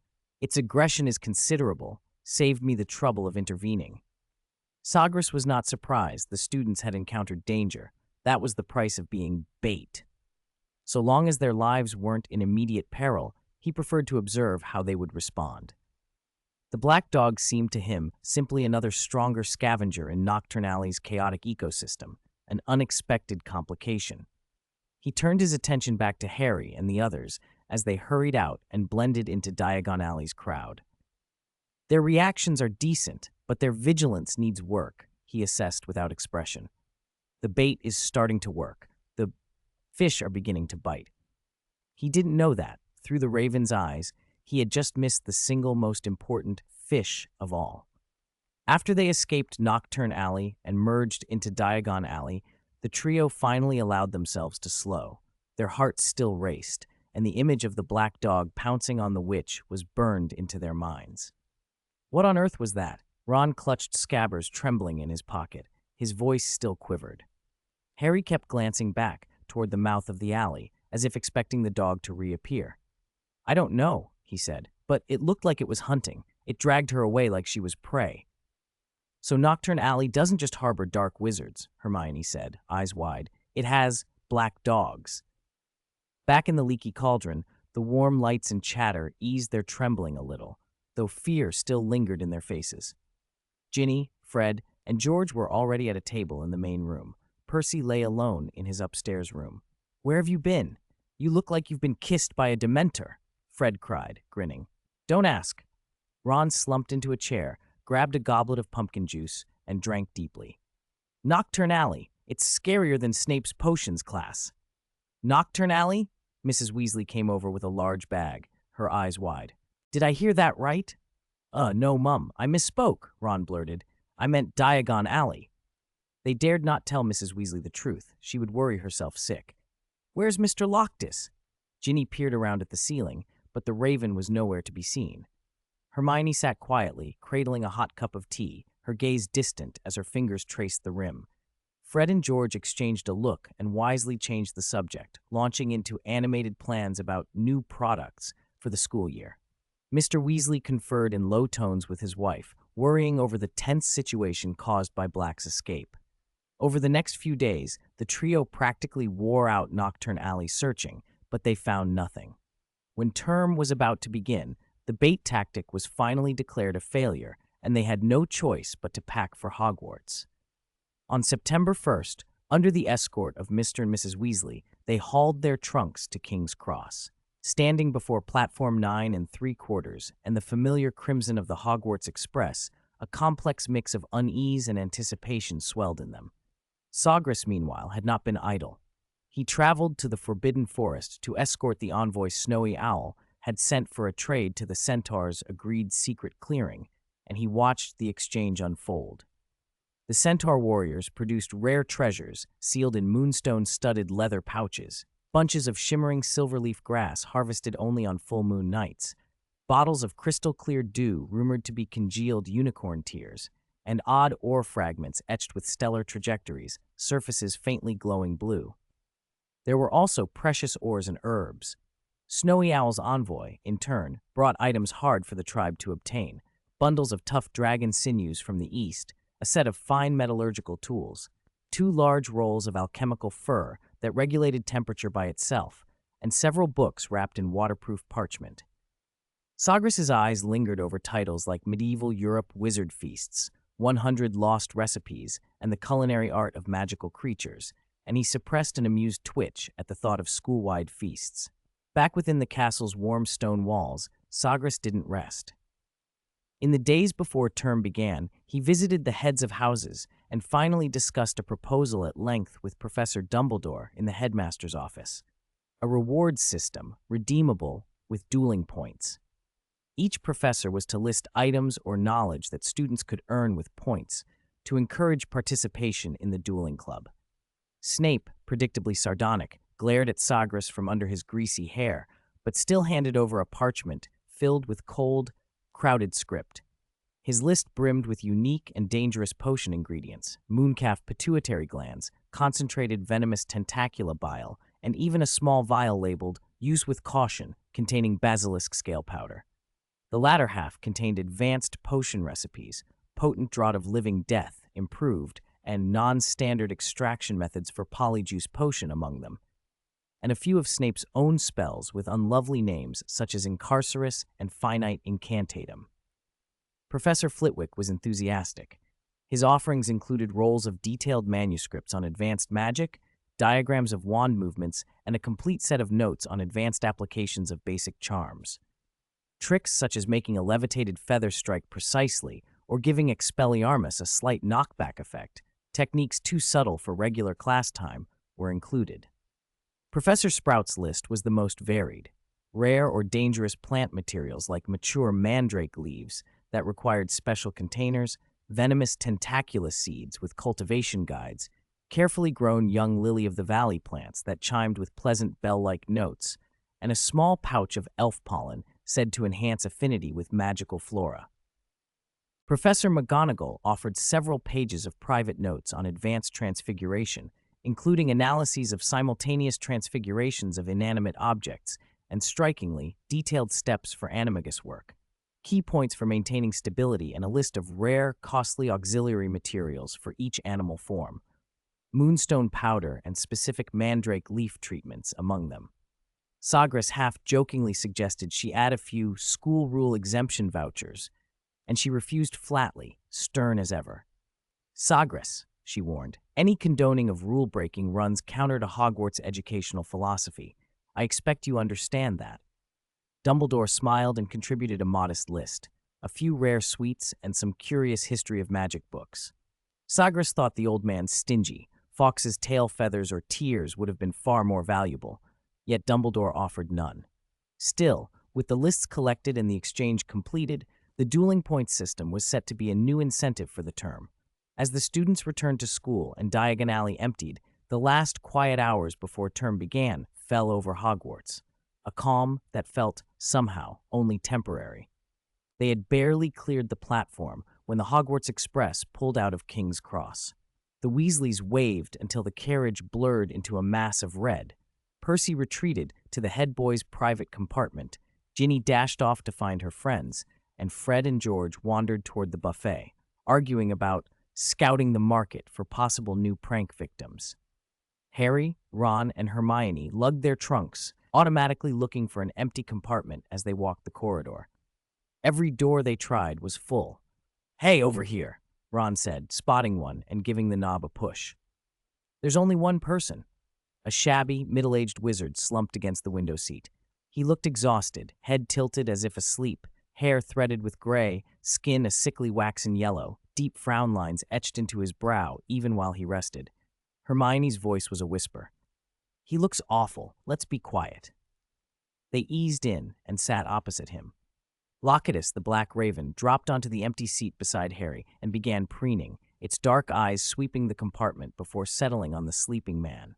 With a long, slow whistle, the train gathered speed. The city gave way to fields and hills. The only sounds inside the compartment were the rhythmic clack of the rails and the man's slow, heavy breathing. "Is he all right?" Ron muttered, staring at the pale mouth and dark circles. "Ron, be polite," Hermione hissed under her breath. Who is he? Harry asked softly. Professor R.J. Lupin, Hermione said, matter-of-factly. Ron gaped. How do you know everything? He demanded. She lifted her chin. It's written on his case. Ron shut up, mortified. I don't remember Lupin being a professor at Hogwarts before, Harry said, puzzled. Of course not, Hermione replied. He's the new Defense Against the Dark Arts teacher. Lockhart was sent to St. Mungo's in the autumn, and Lumina, well, she was out by the second term. They've been struggling to fill the post. It's a shame, Harry said. Professor Lumina seemed unreliable sometimes, but we learned a lot in her class. I hope Lupin lasts, Ron added. Before they could say more, the compartment door slid open. Draco Malfoy stood in the doorway, blinking at the Raven and the unfamiliar adult, then saying with his habitual sneer, Potter, we should have a duel once school starts. Harry looked up. He thought for a beat, not seriously startled, and said, If you insist. Don't talk like you've already won, Potter, Malfoy drawled, leaning on the doorframe. I haven't been idle this summer. You mean you've only thought about Potter all holiday? Ron snapped. Malfoy's eyes flicked over to Ron with contempt. I'd challenge you, Weasley, he said coldly, but you don't have enough points to register on my list. Ron's face went beet red. Malfoy turned and left with a lilting laugh. Ron stared after him, indignant. What's his problem? If you don't want him to look down on you like that again, you'd better practice this term, Hermione said, comforting the large ginger cat in her lap. With what Professor Greengrass's lessons teach us, it won't be hard to surpass him. The light outside the window went suddenly dim, like a cloud had passed overhead. A damp, bone-deep cold poured into the compartment as if poured from a bucket. The electric lights began to buzz and flutter, and then died, plunging them into a hollow, humming darkness. Ron's voice trembled. What's happening? Before he could finish, the compartment door was flung inward by an invisible force. A tall, cloaked figure drifted into the doorway. Its hood hid its face in shadow. Where a face should have been was a void that seemed to swallow light. A skeletal, gloved hand hooked over the doorframe. The cold deepened, a vacuum that sucked at warmth and joy, a despair that had no color or sound settled in the room. Hermione hugged herself. Harry felt it first as a grip across his chest, then something like an invisible blade through his mind. A piercing scream, no, not a sound outside him, but something tearing at him from inside, shredded his courage. Pain, fear, hopelessness crashed over him. The world tilted and drained of color. His limbs turned to lead, his sight blurred. He felt himself falling into an icy blackness. Harry! Hermione's shout sounded far away. He slumped against the seat, eyes glassy, breath shallow and terrified. Ron tried to stand and found his legs refusing to obey. The thing at the door moved its head, its gaze sweeping the compartment like a hungry animal. It fixed on Harry. Locatus's feathers flared. The raven gave a high, heartbreaking cry and threw itself between Harry and the shadow. Its small body bristled, sleek black wings spread as if to shield Harry. Then a strong, clear voice rang out, Expecto Patronum. Light exploded from the man's outstretched wand, pure, blinding white, a radiance like morning sunlight. The light condensed into a shimmering barrier between the cloaked figure and the students. The man was on his feet now, wand steady. Sirius Black is not here, he added, voice low but firm. Leave at once. The creature recoiled, its cloak whipping, and then it was gone, sucked back into the corridor as though a door had been closed. The lights flickered and then steadied. The cold ebbed like a tide. Harry gulped for air as if surfacing from drowning, sweating despite the cold. The man took a pocket knife of chocolate from somewhere and snapped off a generous slab, placing it in Harry's trembling hand. Eat, he said gently, his voice hoarse with fatigue. It'll help. He handed the others pieces as well. The sugar warmed Harry from the inside. His heart slowed, color returned to his face, and the numbness eased. I'm better, he managed. Thank you, Professor. Hermione and Ron looked at the man with open gratitude. What was that? Ron asked. A Dementor, Professor Lupin said quietly. They must be searching the line for someone who's escaped. He glanced at Harry and then at the Raven. Locatus had relaxed, but stayed alert, its bright eyes fixed on Lupin. The professor's expression changed in an instant, something like curiosity straightening his exhausted features. A raven? He said. That's unusual. It looked like it wanted to protect you, Potter. It's Loyalties, Harry said, stroking the bird's feathers. Professor Greengrass's messenger. The name made Lupin start. A sharp light stirred in his tired eyes. Sagres Greengrass? He asked. Yes, Hermione supplied quickly, eager to explain. Professor Greengrass teaches advanced spell theory and practice, and he does our dueling lessons. He's very accomplished. Powerful, Ron added, remembering what little he'd seen. Minister Fudge even watches what he says around him. Lupin listened, fingers absently tracing the worn wood of his wand. His face was calm, but something complicated had passed through his eyes. He kept looking at the raven, as if trying to read more than a bird in its gaze. Chapter 194, The Start of Term Feast. The Hogwarts Express finally pulled into Hogsmeade Station. A fine rain rode in on the night wind, but the familiar platform and Hagrid's booming voice made everything feel instantly warmer. First years, this way. Mind your steps. Hagrid's voice cut through the hubbub with surprising clarity. Harry, Ron, and Hermione hauled their trunks off the train and looked for the invisible thestral carriages as they always did, but their eyes kept drifting to the tall figure in the center of the platform. Is that Hagrid? Ron breathed, jaw nearly dropping. It was Hagrid, but not the Hagrid they remembered. He was wearing a well-cut dark gray suit and stood straighter than usual. His ever-wild hair and beard were neatly groomed, glossier than they had any right to be. His beard trimmed and braided into a thick, tidy plait that fell over his chest. His hair slicked back to reveal a broad, somewhat self-conscious forehead. He kept tugging at his tie, trying to appear proper, the effort looking endearingly awkward. A cluster of nervous first-years huddled at his feet like ducklings, staring up at their giant guide. Hagrid, what happened to him? Hermione whispered. He looks like. Harry searched for a word. He looks like he's going to a wedding. At that moment, several empty carriages glided silently up. The creatures pulling them were unmistakable, skeletal, pitch-black, horse-like beasts with enormous bat wings and blank, white eyes that seemed to drink the light around them. Thestrals. The trio saw them without surprise this time, a solemn hush passing over them. They averted their eyes and climbed into a carriage. Loyalties, perched on the roof, preened quietly, its dark, bright eyes sweeping the silent Thestrals before shifting curiously toward Hagrid and the first years on the platform. The carriage moved smoothly toward the castle as rain tapped the roof. Inside, there was a thoughtful silence, the three of them still stunned by the earlier Dementor incident and Hagrid's astonishing transformation. Later, in the Great Hall, the four long tables were filling with chattering students. Floating pumpkin lanterns and dancing candlelight made the ceiling's starry sky seem to shimmer. The air smelled of roast and spices. Excitement for the new term buzzed through the room. At the staff table, Sagres sat with his long fingers fidgeting on the polished wood.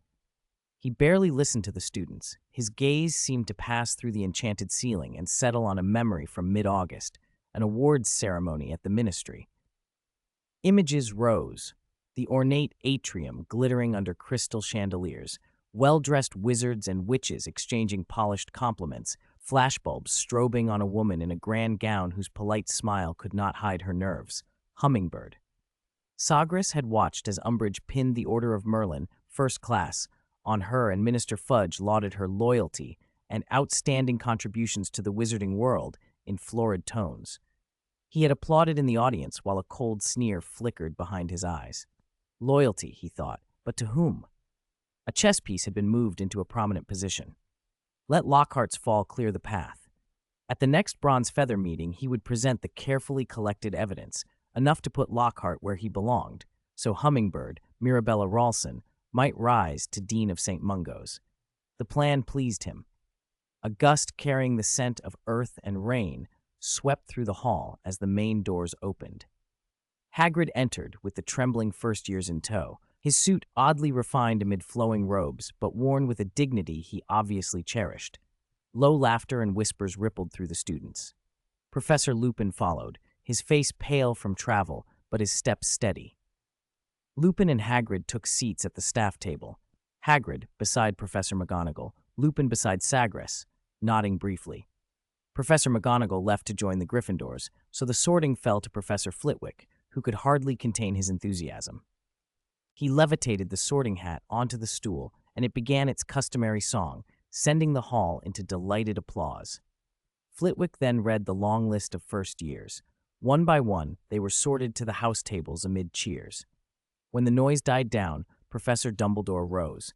Arms wide, his voice both gentle and commanding, he said, "Welcome, welcome back to Hogwarts for a new school year." Warm applause followed. When it faded, his expression grew more serious. "Before the feast begins, I have a few announcements." He let his gaze sweep the hall, pausing on many young faces. "First, I regret to inform you that Dementors from the Ministry of Magic have been stationed at every entrance to Hogwarts and its grounds." A collective intake of breath spread through the students. Harry and Hermione turned pale. Dumbledore's voice rose above the murmur. "They are guarding each entrance," he continued. "During their stay, no one is to leave the school without permission. Dementors are not deceived by disguises or tricks. Invisibility cloaks offer no protection." He gave a look that, whether deliberate or not, lingered on the twins. "They do not respond to pleas or excuses. I therefore expect the prefects and the newly appointed head boy and head girl to ensure no student puts themselves in harm's way." A heavy hush settled, as if the Dementor's shadow had already fallen over the hall. Then Dumbledore's face softened. A small smile returned. "On a more pleasant note, I am delighted to welcome 2 new members to our staff." He turned toward the teacher's table. "First, Professor Lumina requires long-term recuperation at St. Mungo's following a curse injury and cannot continue her duties as Professor of Defense Against the Dark Arts. Her position will be temporarily filled by Professor Remus John Lupin." Lupin rose, bowed awkwardly, and received respectful, if reserved, applause. Many eyes took in his worn robes and tired features. Only Harry, Ron, and Hermione applauded with wholehearted gratitude. Lupin had already proven himself on the train. Dumbledore's tone grew brighter. "Additionally, Rubus Hagrid has agreed to take on the role of Care of Magical Creatures Professor, following the retirement of Professor Kettleburn. He will, of course, remain gamekeeper." Hagrid shot to his feet, almost toppling his chair, face flushed and beard bobbing as he bowed in every direction. The hall erupted in rapturous applause, even more boisterous than before. The Gryffindor table cheered the loudest. Fred and George whistled, Ron and Harry whooped, and Hermione beamed with genuine happiness for Hagrid. Sagres watched Hagrid's elation and Lupin's quiet composure. Then his gaze settled back on the empty plate before him. His thoughts drifted once more to the Bronze Feather meeting and the next step in his plan to send Lockhart tumbling into oblivion. Chapter 195, The Great Opening Feast Brawl. The thick stone walls of Hogwarts kept out the chill that lingered from the Dementors' visit, but they couldn't dampen the tense solemnity that settled over the first dueling class of the new semester.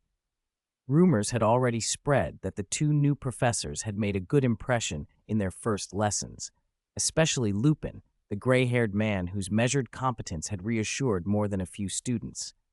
From what he'd seen on the train, Sagres had labeled him a reliable adult wizard. On the wide, floating dueling platform, the students had gathered on one side only.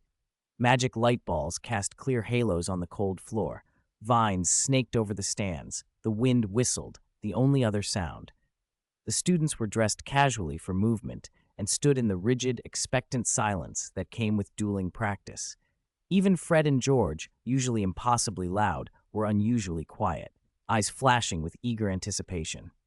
Sagres stood on the carved dueling stone at the center, his robe finely tailored, silver buttons fastened just so. His everlasting flowerwood wand hung casually by his side.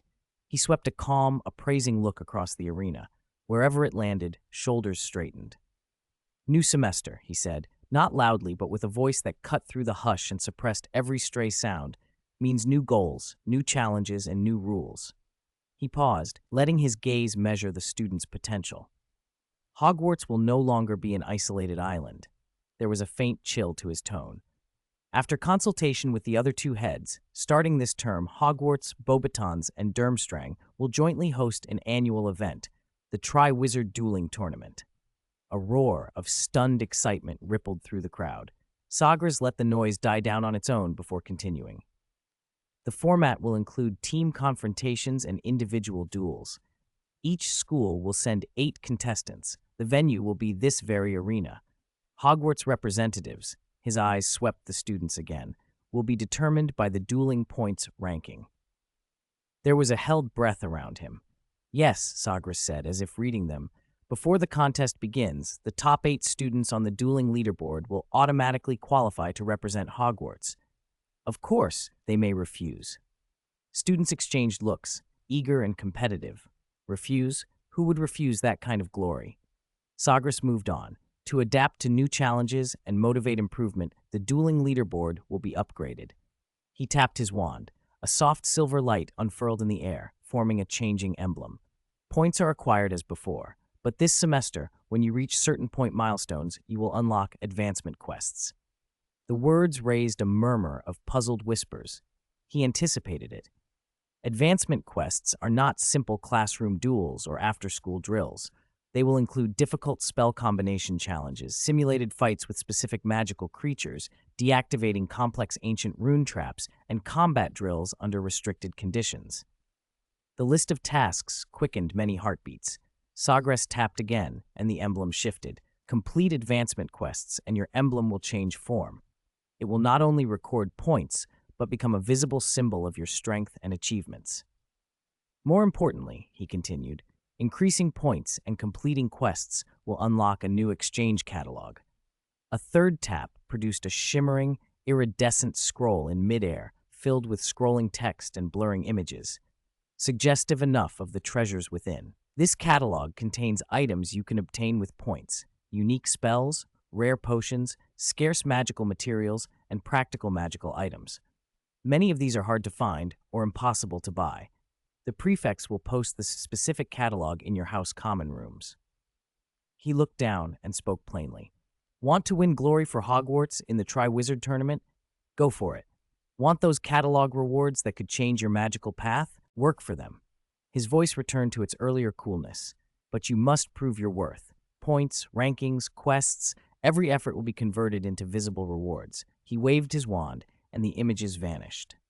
Now, take out your wands. The first lesson of the new term, how to survive a free-for-all with 100 participants. Begin. Let me see who among you is worthy of those 8 places, and who can stand at the pinnacle of the Triwizard Tournament. The dueling arena erupted. The promise of glory and the lure of the catalog were twin flames driving the students into a frenzy. Beneath Sagres' feet, the stone monument rumbled and sank. The platform reshaped itself. Low walls sprang up, muddy swamps pooled, winding streams cut the floor, and 2 miniature volcanoes bled hot, corking lava. For a stunned second, the students gawped. Then the arena exploded into action like drops into boiling oil. Stupefy! Someone shouted, and a red jet arcs toward the front of the Ravenclaw line, but a silver barrier flickered into existence and swallowed it whole. Petrificus, Tollus, Protego, Rictusempra. Spells laced the air into a dazzling, dangerous web. The arena's protective enchantments flashed and clanged under the weight of the assault. House lines dissolved into chaotic malaise.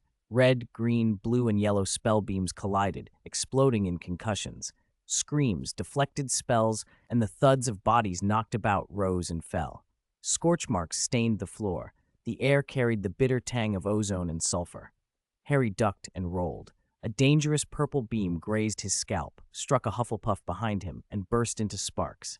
He staggered up and fell back-to-back with Ron, who was dodging wildly. "This is mental," Ron wheezed as an Expelliarmus narrowly missed him, almost wrenching his wand from his grip. "Don't meet them head-on. Find cover."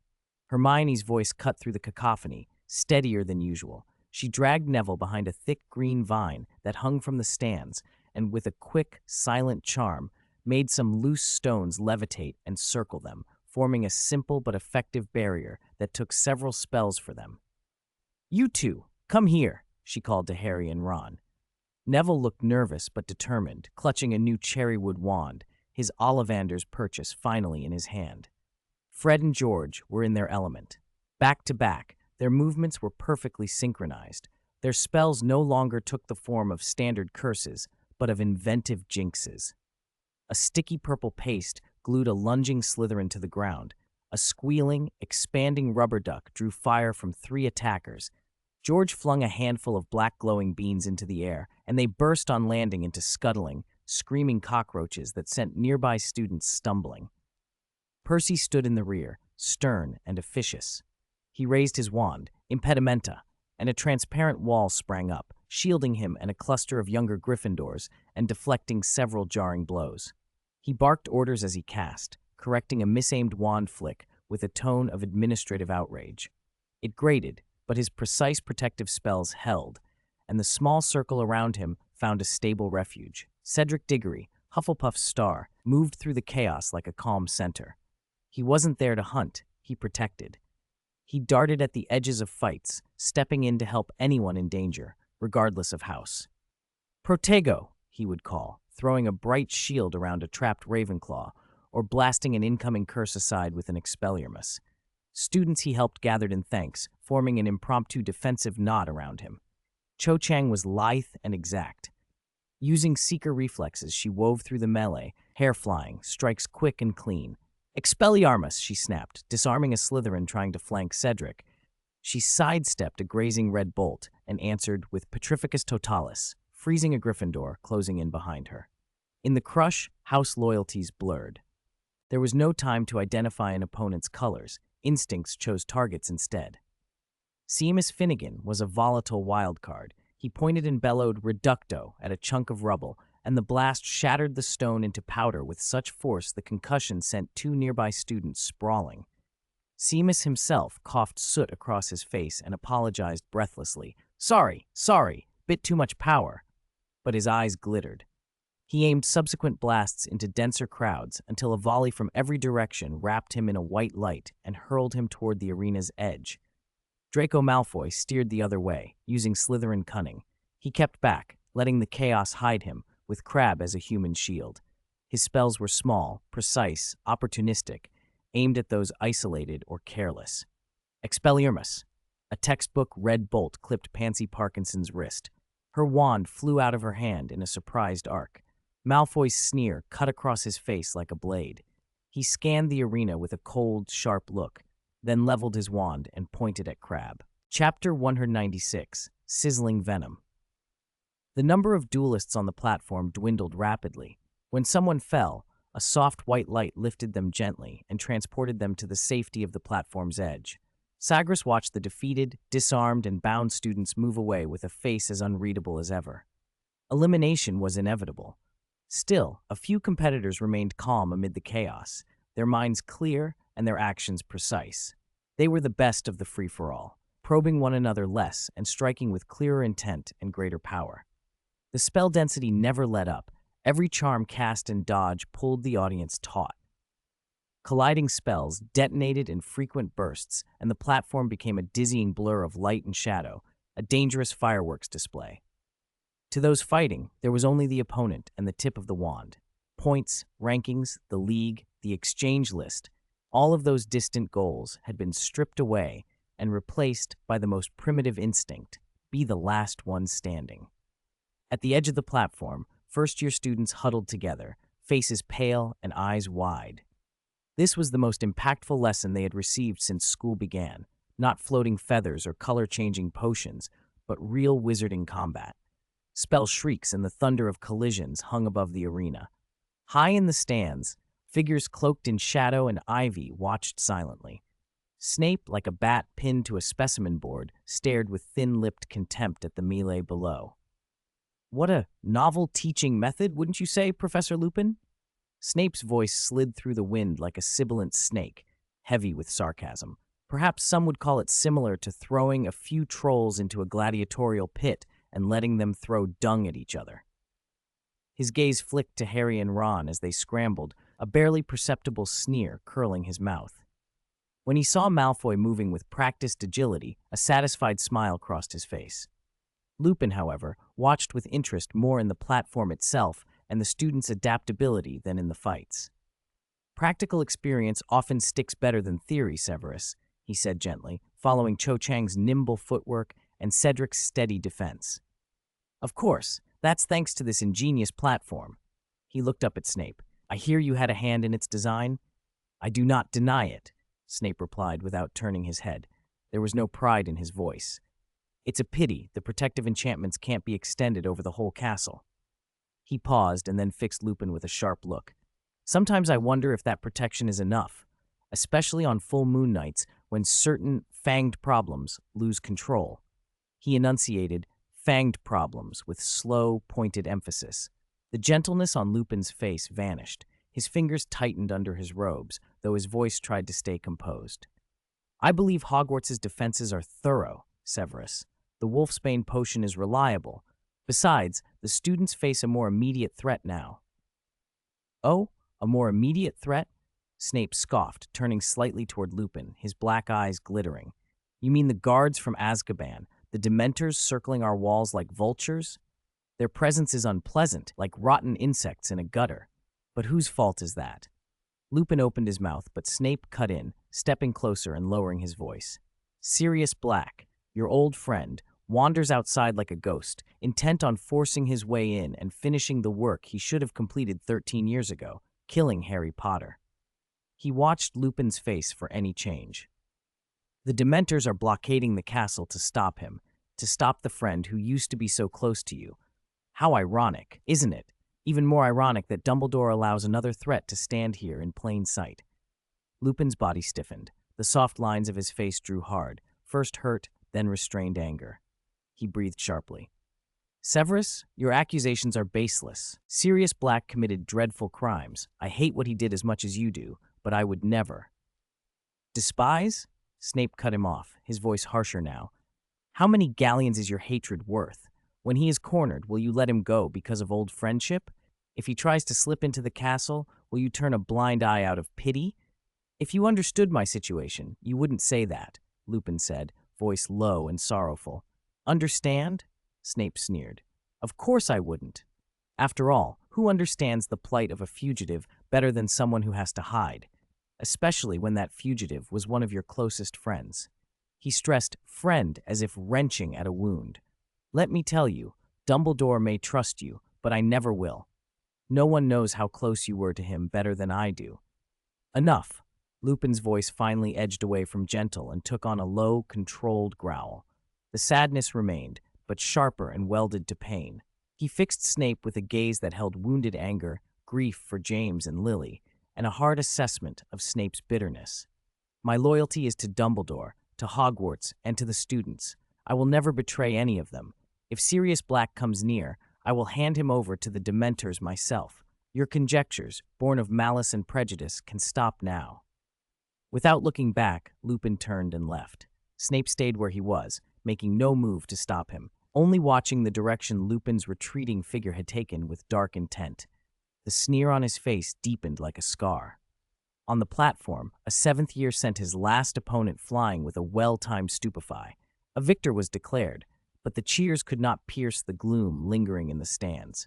Sagres said a few closing words and dismissed the class. The students, exhausted and exhilarated, filed off the platform. Their excited chatter replaced the spell's shrieks. Sagres' gaze swept the empty arena and landed on Snape's stormy profile. It sounded like an unpleasant conversation, he said calmly as he approached. Snape did not look away from the passage where Lupin had gone. His lips remained twisted. After a moment, he turned and met Sagres' measured stare. That is none of your concern, he replied curtly. I happened to overhear you mention Sirius Black, Sagres said. His gray eyes studied Snape. Coincidentally, I accepted a commission from Dumbledore and have been tracking him lately. Snape finally arched a brow, momentarily dropping his sardonic tone. Then let me tell you something interesting, Sagres, he said, his voice sharpened. Professor Lupin, mild, harmless Professor Lupin, was once one of Black's closest friends. Sagres studied the ivy-woven railing for a moment, fingers idly stroking it. Closest friend? He repeated, with a trace of understanding. You mean Lupin and Sirius Black? Exactly, Snape said, as if revealing a shameful secret. Sagres' expression remained composed as he turned his gaze toward the castle. Perhaps I should visit Professor Lupin, he mused. As Black's former close friend, he might offer unique insights. Snape's sneer deepened. A wise move. I hope you can pry something useful out of him. He paused, then hissed. But be careful, our gentle Professor Lupin is a wolf in sheep's clothing. Sagres nodded slightly, but made no reply. He descended the stands. As he walked away, Snape added, like a forked tongue flicking out, If you need veritaserum, I can supply it. Sagres paused, but did not turn. With his back still toward Snape, he answered flatly, "Thank you, if needed." Chapter 197, Escape. The corridor light in the castle was dim. Sagres stopped outside the heavy oak door of the Defense Against the Dark Arts office. A brass nameplate read, Professor Remus Lupin. He raised his hand and rapped his knuckles sharply against the wood. Knock, knock, knock. Silence answered him. After a few seconds came the rustle of papers and the tired, hoarse voice of Professor Lupin. "Come in," he said, trying to sound steady. Sagres turned the handle and pushed the door open. The hinges groaned, and the room revealed itself. Books stacked neatly, a fire low in the grate. Lupin stood behind his desk, paler than when Sagres had last seen him, his eyes troubled and wary. "We meet again, Professor Lupin," Sagres said calmly, his gaze sweeping the office before resting on Lupin. "I hope I'm not interrupting." He stepped inside and closed the door with a soft click as the lock engaged. The only sounds were the crackle of the fire and an oppressive quiet. Lupin looked at him with complex emotion, then turned away to pour a glass of water. "Is there something you need?" he asked, handing the glass to Sagres. Sagres took the glass and did not sit. He stood a measured distance from the desk, like a shadow. "About the situation at the castle, and Sirius Black. We ought to exchange information. Is now a good time?" Lupin's fingers tightened around the edge of the desk. "Black?" He was silent for a long moment. "What do you want to know? The Ministry will have more complete records than I do. Official reports usually stay on the surface." Sagres drank, then continued without shifting his posture. "I want details. What magic does he use? Where might he hide? Any odd traits? I heard you were one of his friends at Hogwarts." A heavier silence fell. So long the flames in the hearth seemed to dim. "Friends?" Lupin looked up, a bitter smile twisting his lips. "Yes." He inhaled deeply, fighting a tremor in his voice. "We were friends, the best of friends, James, Peter, me, and him." His tone softened until it sounded like a memory, fragile and distant. "But James is dead, killed by the betrayal of the person he trusted most. Peter is dead as well, his body destroyed, only a finger left." Each line seemed to cost him. "And Sirius, the man I would have trusted with my life. He betrayed us. He destroyed my 3 friends." He fell quiet, then spoke again in a low, haunted voice. "Coming back to Hogwarts felt like stepping into some grand, beautiful dream. All the laughter and the late-night adventures in those corridors, it felt like yesterday." He shook his head as if trying to dislodge ghosts. Then the dream ended. He looked down at his trembling hands. Nothing is left, as if it never was. Trust, friendship, ashes. The office stayed very still, broken only by the crackle of the hearth and Lupin's heavy breathing. When he finally raised his head, his face showed not defense but numbness, a hollowed sorrow. "What do you want from me, Professor Greengrass?" There was no heat in the question. "Everything you are willing to tell me." Sagres' voice was level. Lupin sagged against the desk, the motion tired and defeated, as though the last of his strength had been spent. "Then I have nothing to tell you." There was no argument, no pleading. Sagres simply regarded him, unreadable and still. The firelight danced in his gray eyes, but gave off no warmth. After a moment, he gave the smallest of nods, barely perceptible. "Understood." His voice betrayed no reaction to Lupin's confession. "I'll take my leave, Professor." He turned and walked to the door. The lock clicked shut behind him, sealing off the grief that lingered in the office. Sagres had no mind to force answers. He could imagine why Lupin would guard his past so fiercely, a werewolf who had finally found 3 close friends at Hogwarts, only for that friendship to be ripped away by betrayal. But Sagres had come for information, not consolation, and he had no intention of using veritaserum on the man. The smell of food and the faint murmur of voices drifted from the great hall. Sagres quickened his step toward it. Rounding a corner hung with portraits, an argument burst at him. "It was looking at Scabbers wrong. Hermione, I swear, it wanted to eat him." Ron's voice was sharp and angry. He held Scabbers tight. Poor, bedraggled Scabbers cowered, trembling in his hand. Hermione, clutching her large ginger cat Cruikshanks, shot back without surrendering. "Cruikshanks was only curious." "Cats are curious about rodents, Ronald. He's never hurt Scabbers, has he?" Cruikshanks purred against Hermione, his enormous eyes fixed unblinkingly on the rat in Ron's grip. The stare was unnervingly intent. Never hurt him? Ron raised his voice. What counts as hurt? Chewing Scabbers up and swallowing him? Harry, caught in the middle, looked exhausted and helpless. Okay, stop, Ron. Scabbers will be all right, won't he? Hermione, maybe Crookshanks could keep a little distance? Scabbers does look a bit off. More than a bit off, Ron fumed, carefully tucking Scabbers into his pocket. He won't even touch his rat tonic. He turned away with a disgruntled huff. Hermione smoothed Crookshanks and shifted topics. Oh, Harry, your Hogsmeade form. Your uncle didn't sign it, did he? Harry's face fell, and he nodded. No, he didn't. We should go ask Professor McGonagall, Ron said immediately, forgetting his feud for the moment. See if she'll make an exception without a signature? Rules are rules, Hermione countered, frowning. But it's worth explaining. We'll come with you. All right, let's try. Harry felt a little less alone as his two friends rallied. They had just quickened their pace past a broom cupboard when something in Ron's pocket thrashed wildly. Scabbers, Ron cried, looking down, and then his hand came away empty. His pocket was empty. 198, Chapter 198, Attempt. Scabbers ran away. Ron's voice cracked with panic as he dropped to his knees and groped around on the floor. Scabbers, come out, don't be scared. Almost at the same moment, Crookshanks, cradled in Hermione's arms, gave a sharp, excited growl, wrenched free, and like an orange streak of lightning slid into the dark alcove stacked with brooms. Crookshanks, no! Hermione screamed and lunged after him. A violent clatter followed, brooms falling, a terrified mouse's squeals, Crookshanks' determined growls, all echoing from the alcove.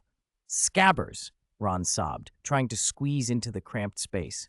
Crookshanks, come out! Hermione reached in blindly. Harry was stuck at the entrance, unable to pull either animal free. The scene was a chaotic mess. Just as Ron was about to break down, Hermione stamped her foot in anxiety, and Harry didn't know what to do. The commotion in the alcove suddenly stopped. A sharp silence fell. Crookshanks ambled out from the pile of brooms with nothing in his mouth. He padded to Hermione's feet, rubbed against her leg, then sat and lazily licked his paws, as if nothing had happened. Scabbers? Ron's voice trembled, edged with sobs. Hermione peered nervously into the alcove. Was he eaten? Ron's disbelief turned to horror. At that moment, Sagres stepped calmly up behind them. He took in the disordered scene at a glance and understood. He snapped his fingers toward the alcove. A soft light flared. Scabbers, bedraggled, dust-covered, and nearly paralyzed with fear, floated out unsteadily and landed in Ron's outstretched hand. The little mouse lay belly up, chest heaving wildly, looking utterly wrecked and without strength. Scabbers! Ron clutched him to his chest like a found treasure. His voice was choked. Thank you, Professor Greengrass.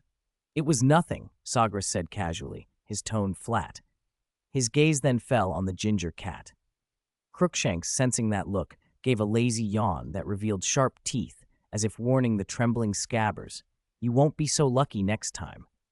A tiny smile flickered at the corner of Sagres's mouth before his eyes returned to the frail mouse in Ron's hand. Professor Greengrass, Ron asked, voice full of worry, can you tell me what's been wrong with Scabbers lately? He hasn't been eating. He's just skin and bones. Sagres did not refuse. He moved as if to take the struggling mouse from Ron, but suddenly the bronze feather badge in his pocket burned with heat.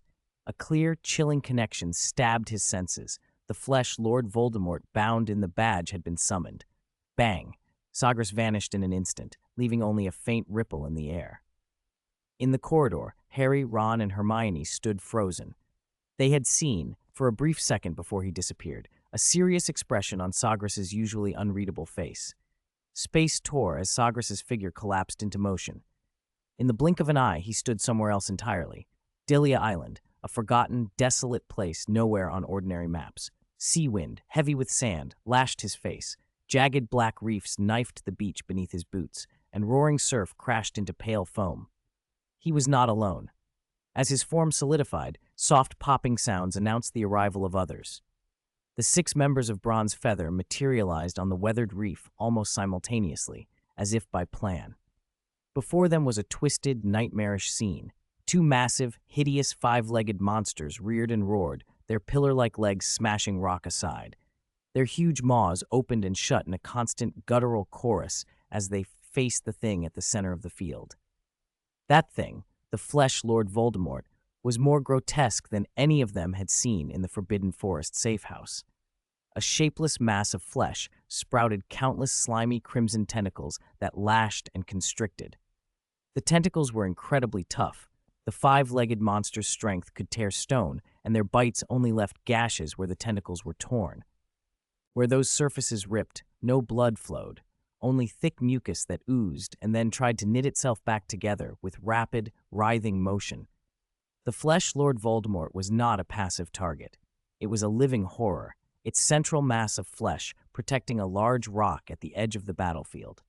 Beside that rock, Swift, dressed in dark gray combat gear, leaned against the stone, pale and bleeding. He gripped his wounded thigh with one hand while the other trembled around his wand, trying to summon a faint light to staunch the flow.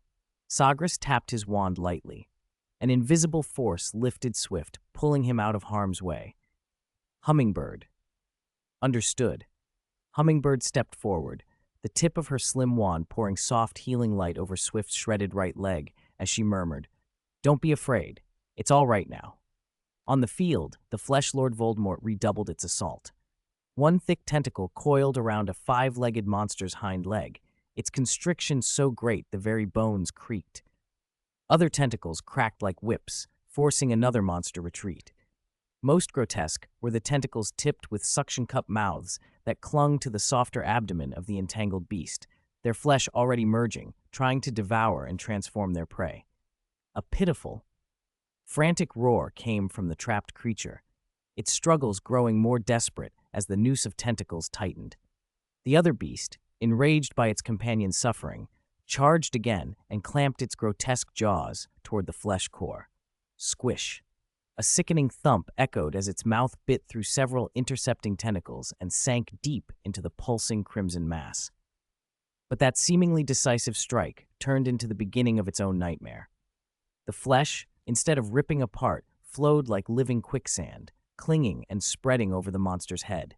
The viscous tissue covered it like tar, sliding down its thick neck, and the beast's roar twisted into a strangled, terror-filled shriek. Its massive body thrashed, legs battering the reef, but it was trapped in syrup-thick flesh. Movement slowed, and where its hide met the crimson tissue, a wet, gurgling sound rose. In moments, the giant five-legged monster was wholly enveloped and dissolved, its form consumed by the ravenous, living meat. Chapter 199, The Five-Legged Monster. The other five-legged monster, its hind legs ensnared, watched the scene with the last trace of ferocity falling from its eyes and being replaced by raw, unadulterated fear. Its earth-shaking roar dwindled into a dying whimper. Its struggles grew frantic. Huge claws clawed at the reef, sending shards of rock flying like shrapnel. It seemed to sense the fate approaching, to be consumed whole. Just as the dark, viscous flesh was about to spread across the second creature's body, preparing to drag it into the abyss. "Wait!" A sharp female voice cut through the chaos. Snowy Owl stepped forward, her gaze fixed on the trapped five-legged monster. She addressed Sagres and the ravenous mass of flesh with surprising calm.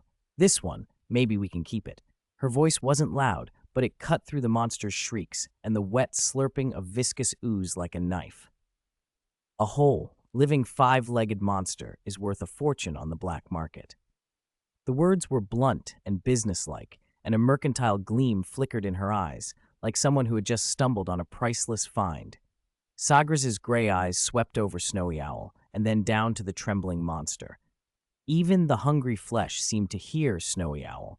Several tentacles that had been reaching toward the trapped creature halted in midair, viscous drops falling from their tips. "It's far too dangerous." Hummingbird didn't bother looking up. Swift's bone-deep wound had already healed, but she kept casting defensive spells. "This thing's power is brutal. If it breaks free or loses control, we'll be the first targets. No amount of galleons is worth that risk." Hummingbird's right. Robin moved forward, scanning the whimpering five-legged monster. Transportation and containment would be a nightmare. Its strength and destructive capacity surpass a dragon's. The risks outweigh the benefit. Its skin and bones are excellent for magical materials.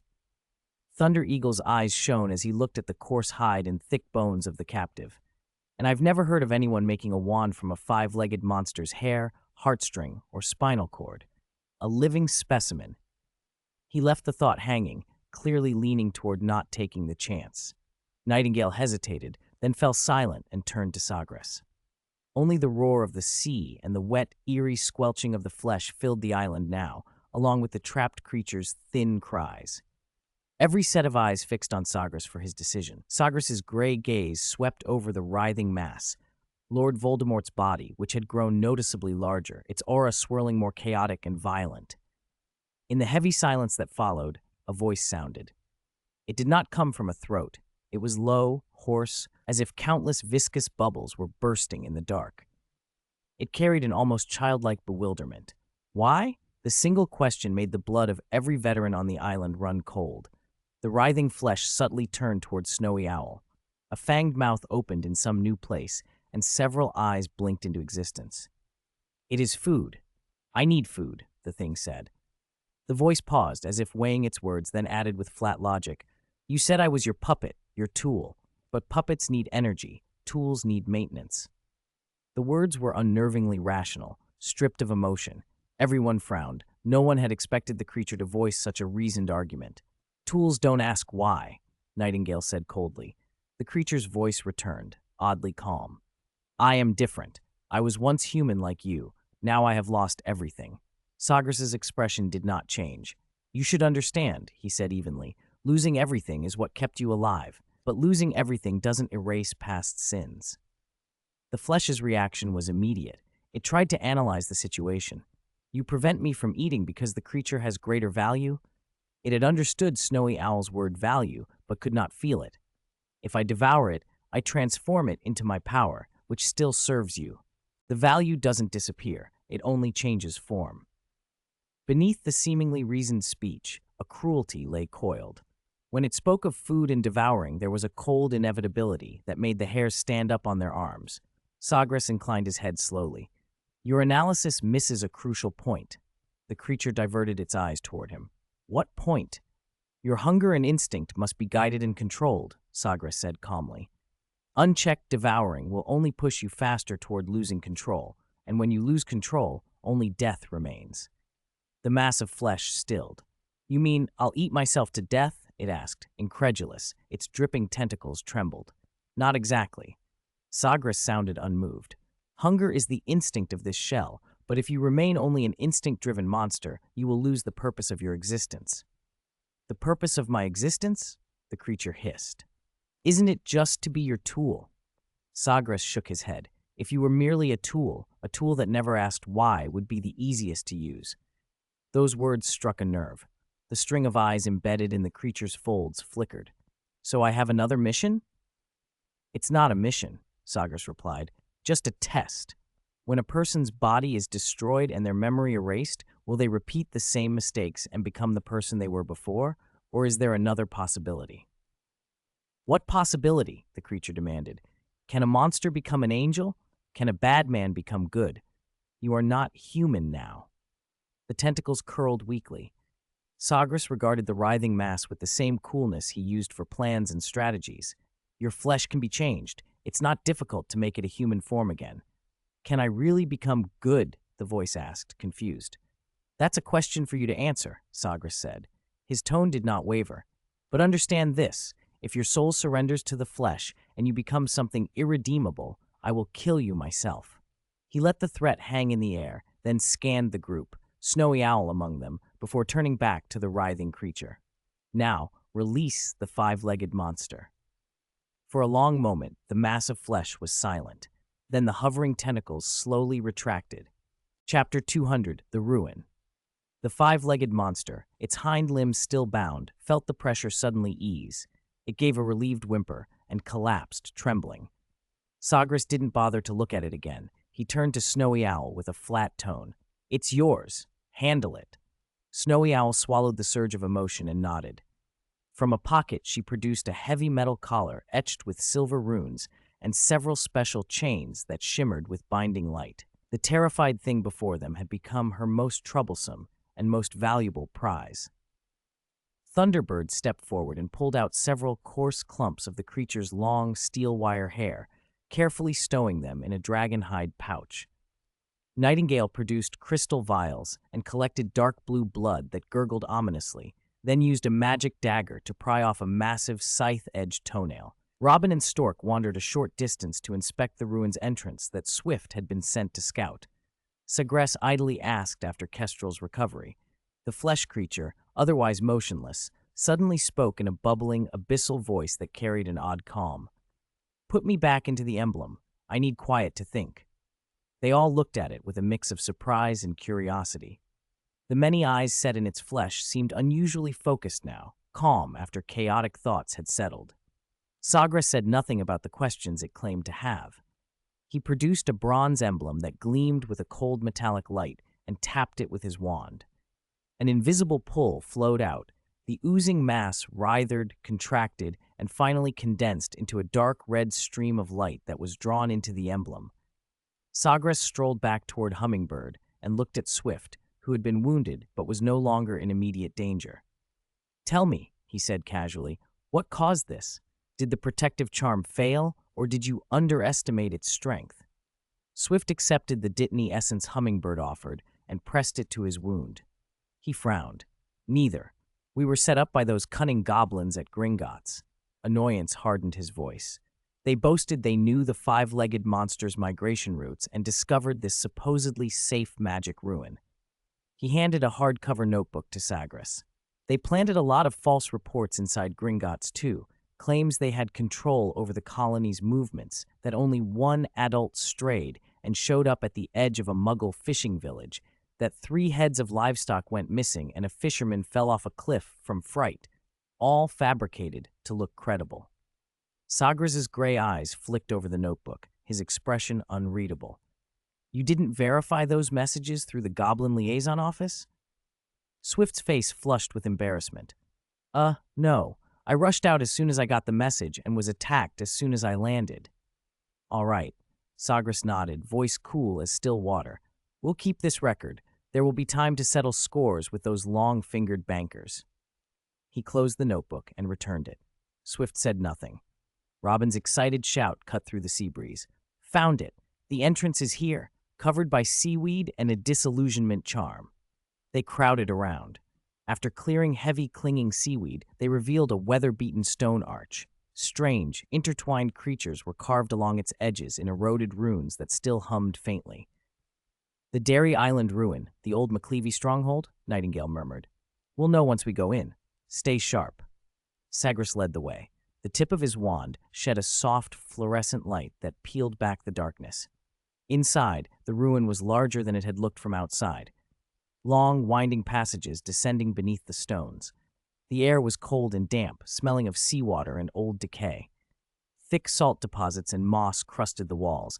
Blurred murals showed scenes of taming sea beasts and strange ocean rituals, but most were too eroded to read. The exploration felt almost casual rather than grave. Sagres walked ahead with steady steps, touching stray stones with the tip of his wand. A trap glowing with hidden dark light winked out. A puddle froze to reveal a yawning, bottomless pit. An unseen curse that would have turned flesh to stone fizzled under a muttered countercharm.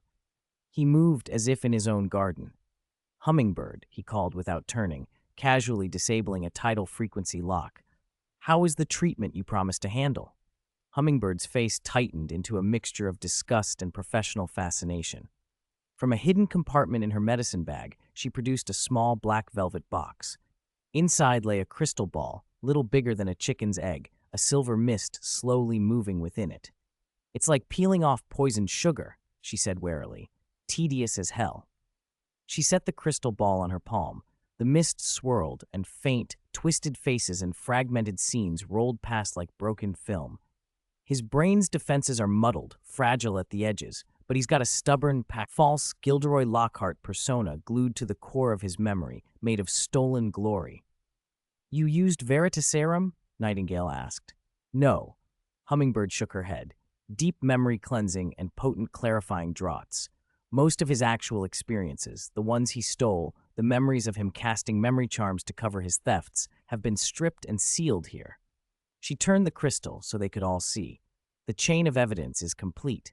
We can reconstruct every plagiarized adventure, every malicious alteration. His gilded reputation will be taken apart, piece by piece." Sagres smiled thinly. "Excellent. The moment is ripe. Let the real world reply to his fake one. He tapped the crystal with the tip of his wand. Start leaking these great achievements of his to the Daily Prophet. Hummingbird nodded and carefully stowed the box. They pressed deeper. Sagres' wand casually withered a poisonous vine that lunged from a crevice. Stork, he said, I need your public opinion weather vane turning. Under his hood, Stork tilted his head to listen. Sagres continued in the same easy tone. Clarice Mistois, current dean of St. Mungo's, is old and overwhelmed, too conservative and slow to respond to crises. St. Mungo's needs a leader who is decisive, professional, authoritative, someone the frontline healers trust. His gaze slid toward Hummingbird, who kept watch on the darkness ahead. Hummingbird's years of service and her unique experience with complex magical injuries deserve a place of visibility. He turned back to Stork. You know what to do? Stork's eyes glittered from the shadow of his hood. Don't worry, I'll steer the winds. He let the sentence hang, as if already seeing tomorrow's headlines. Lockhart's exposure, rumors of Dean Mestoy stepping down, calls to elect Hummingbird to lead St. Mungo's, front-page fodder for the papers and the Wizarding Wireless Network. He added, with the cold calculation of someone used to arranging narratives, if Dean Mestoy resists, then certain oversights in her management, resource allocation disputes, and old questions about medical integrity can be quietly brought to light by a few enthusiastic, well-informed sources. Then public demand for transparency and professionalism in our medical system will reach a new pitch, Sagres said, voice steady, as the group pressed further into the damp heart of the ruin.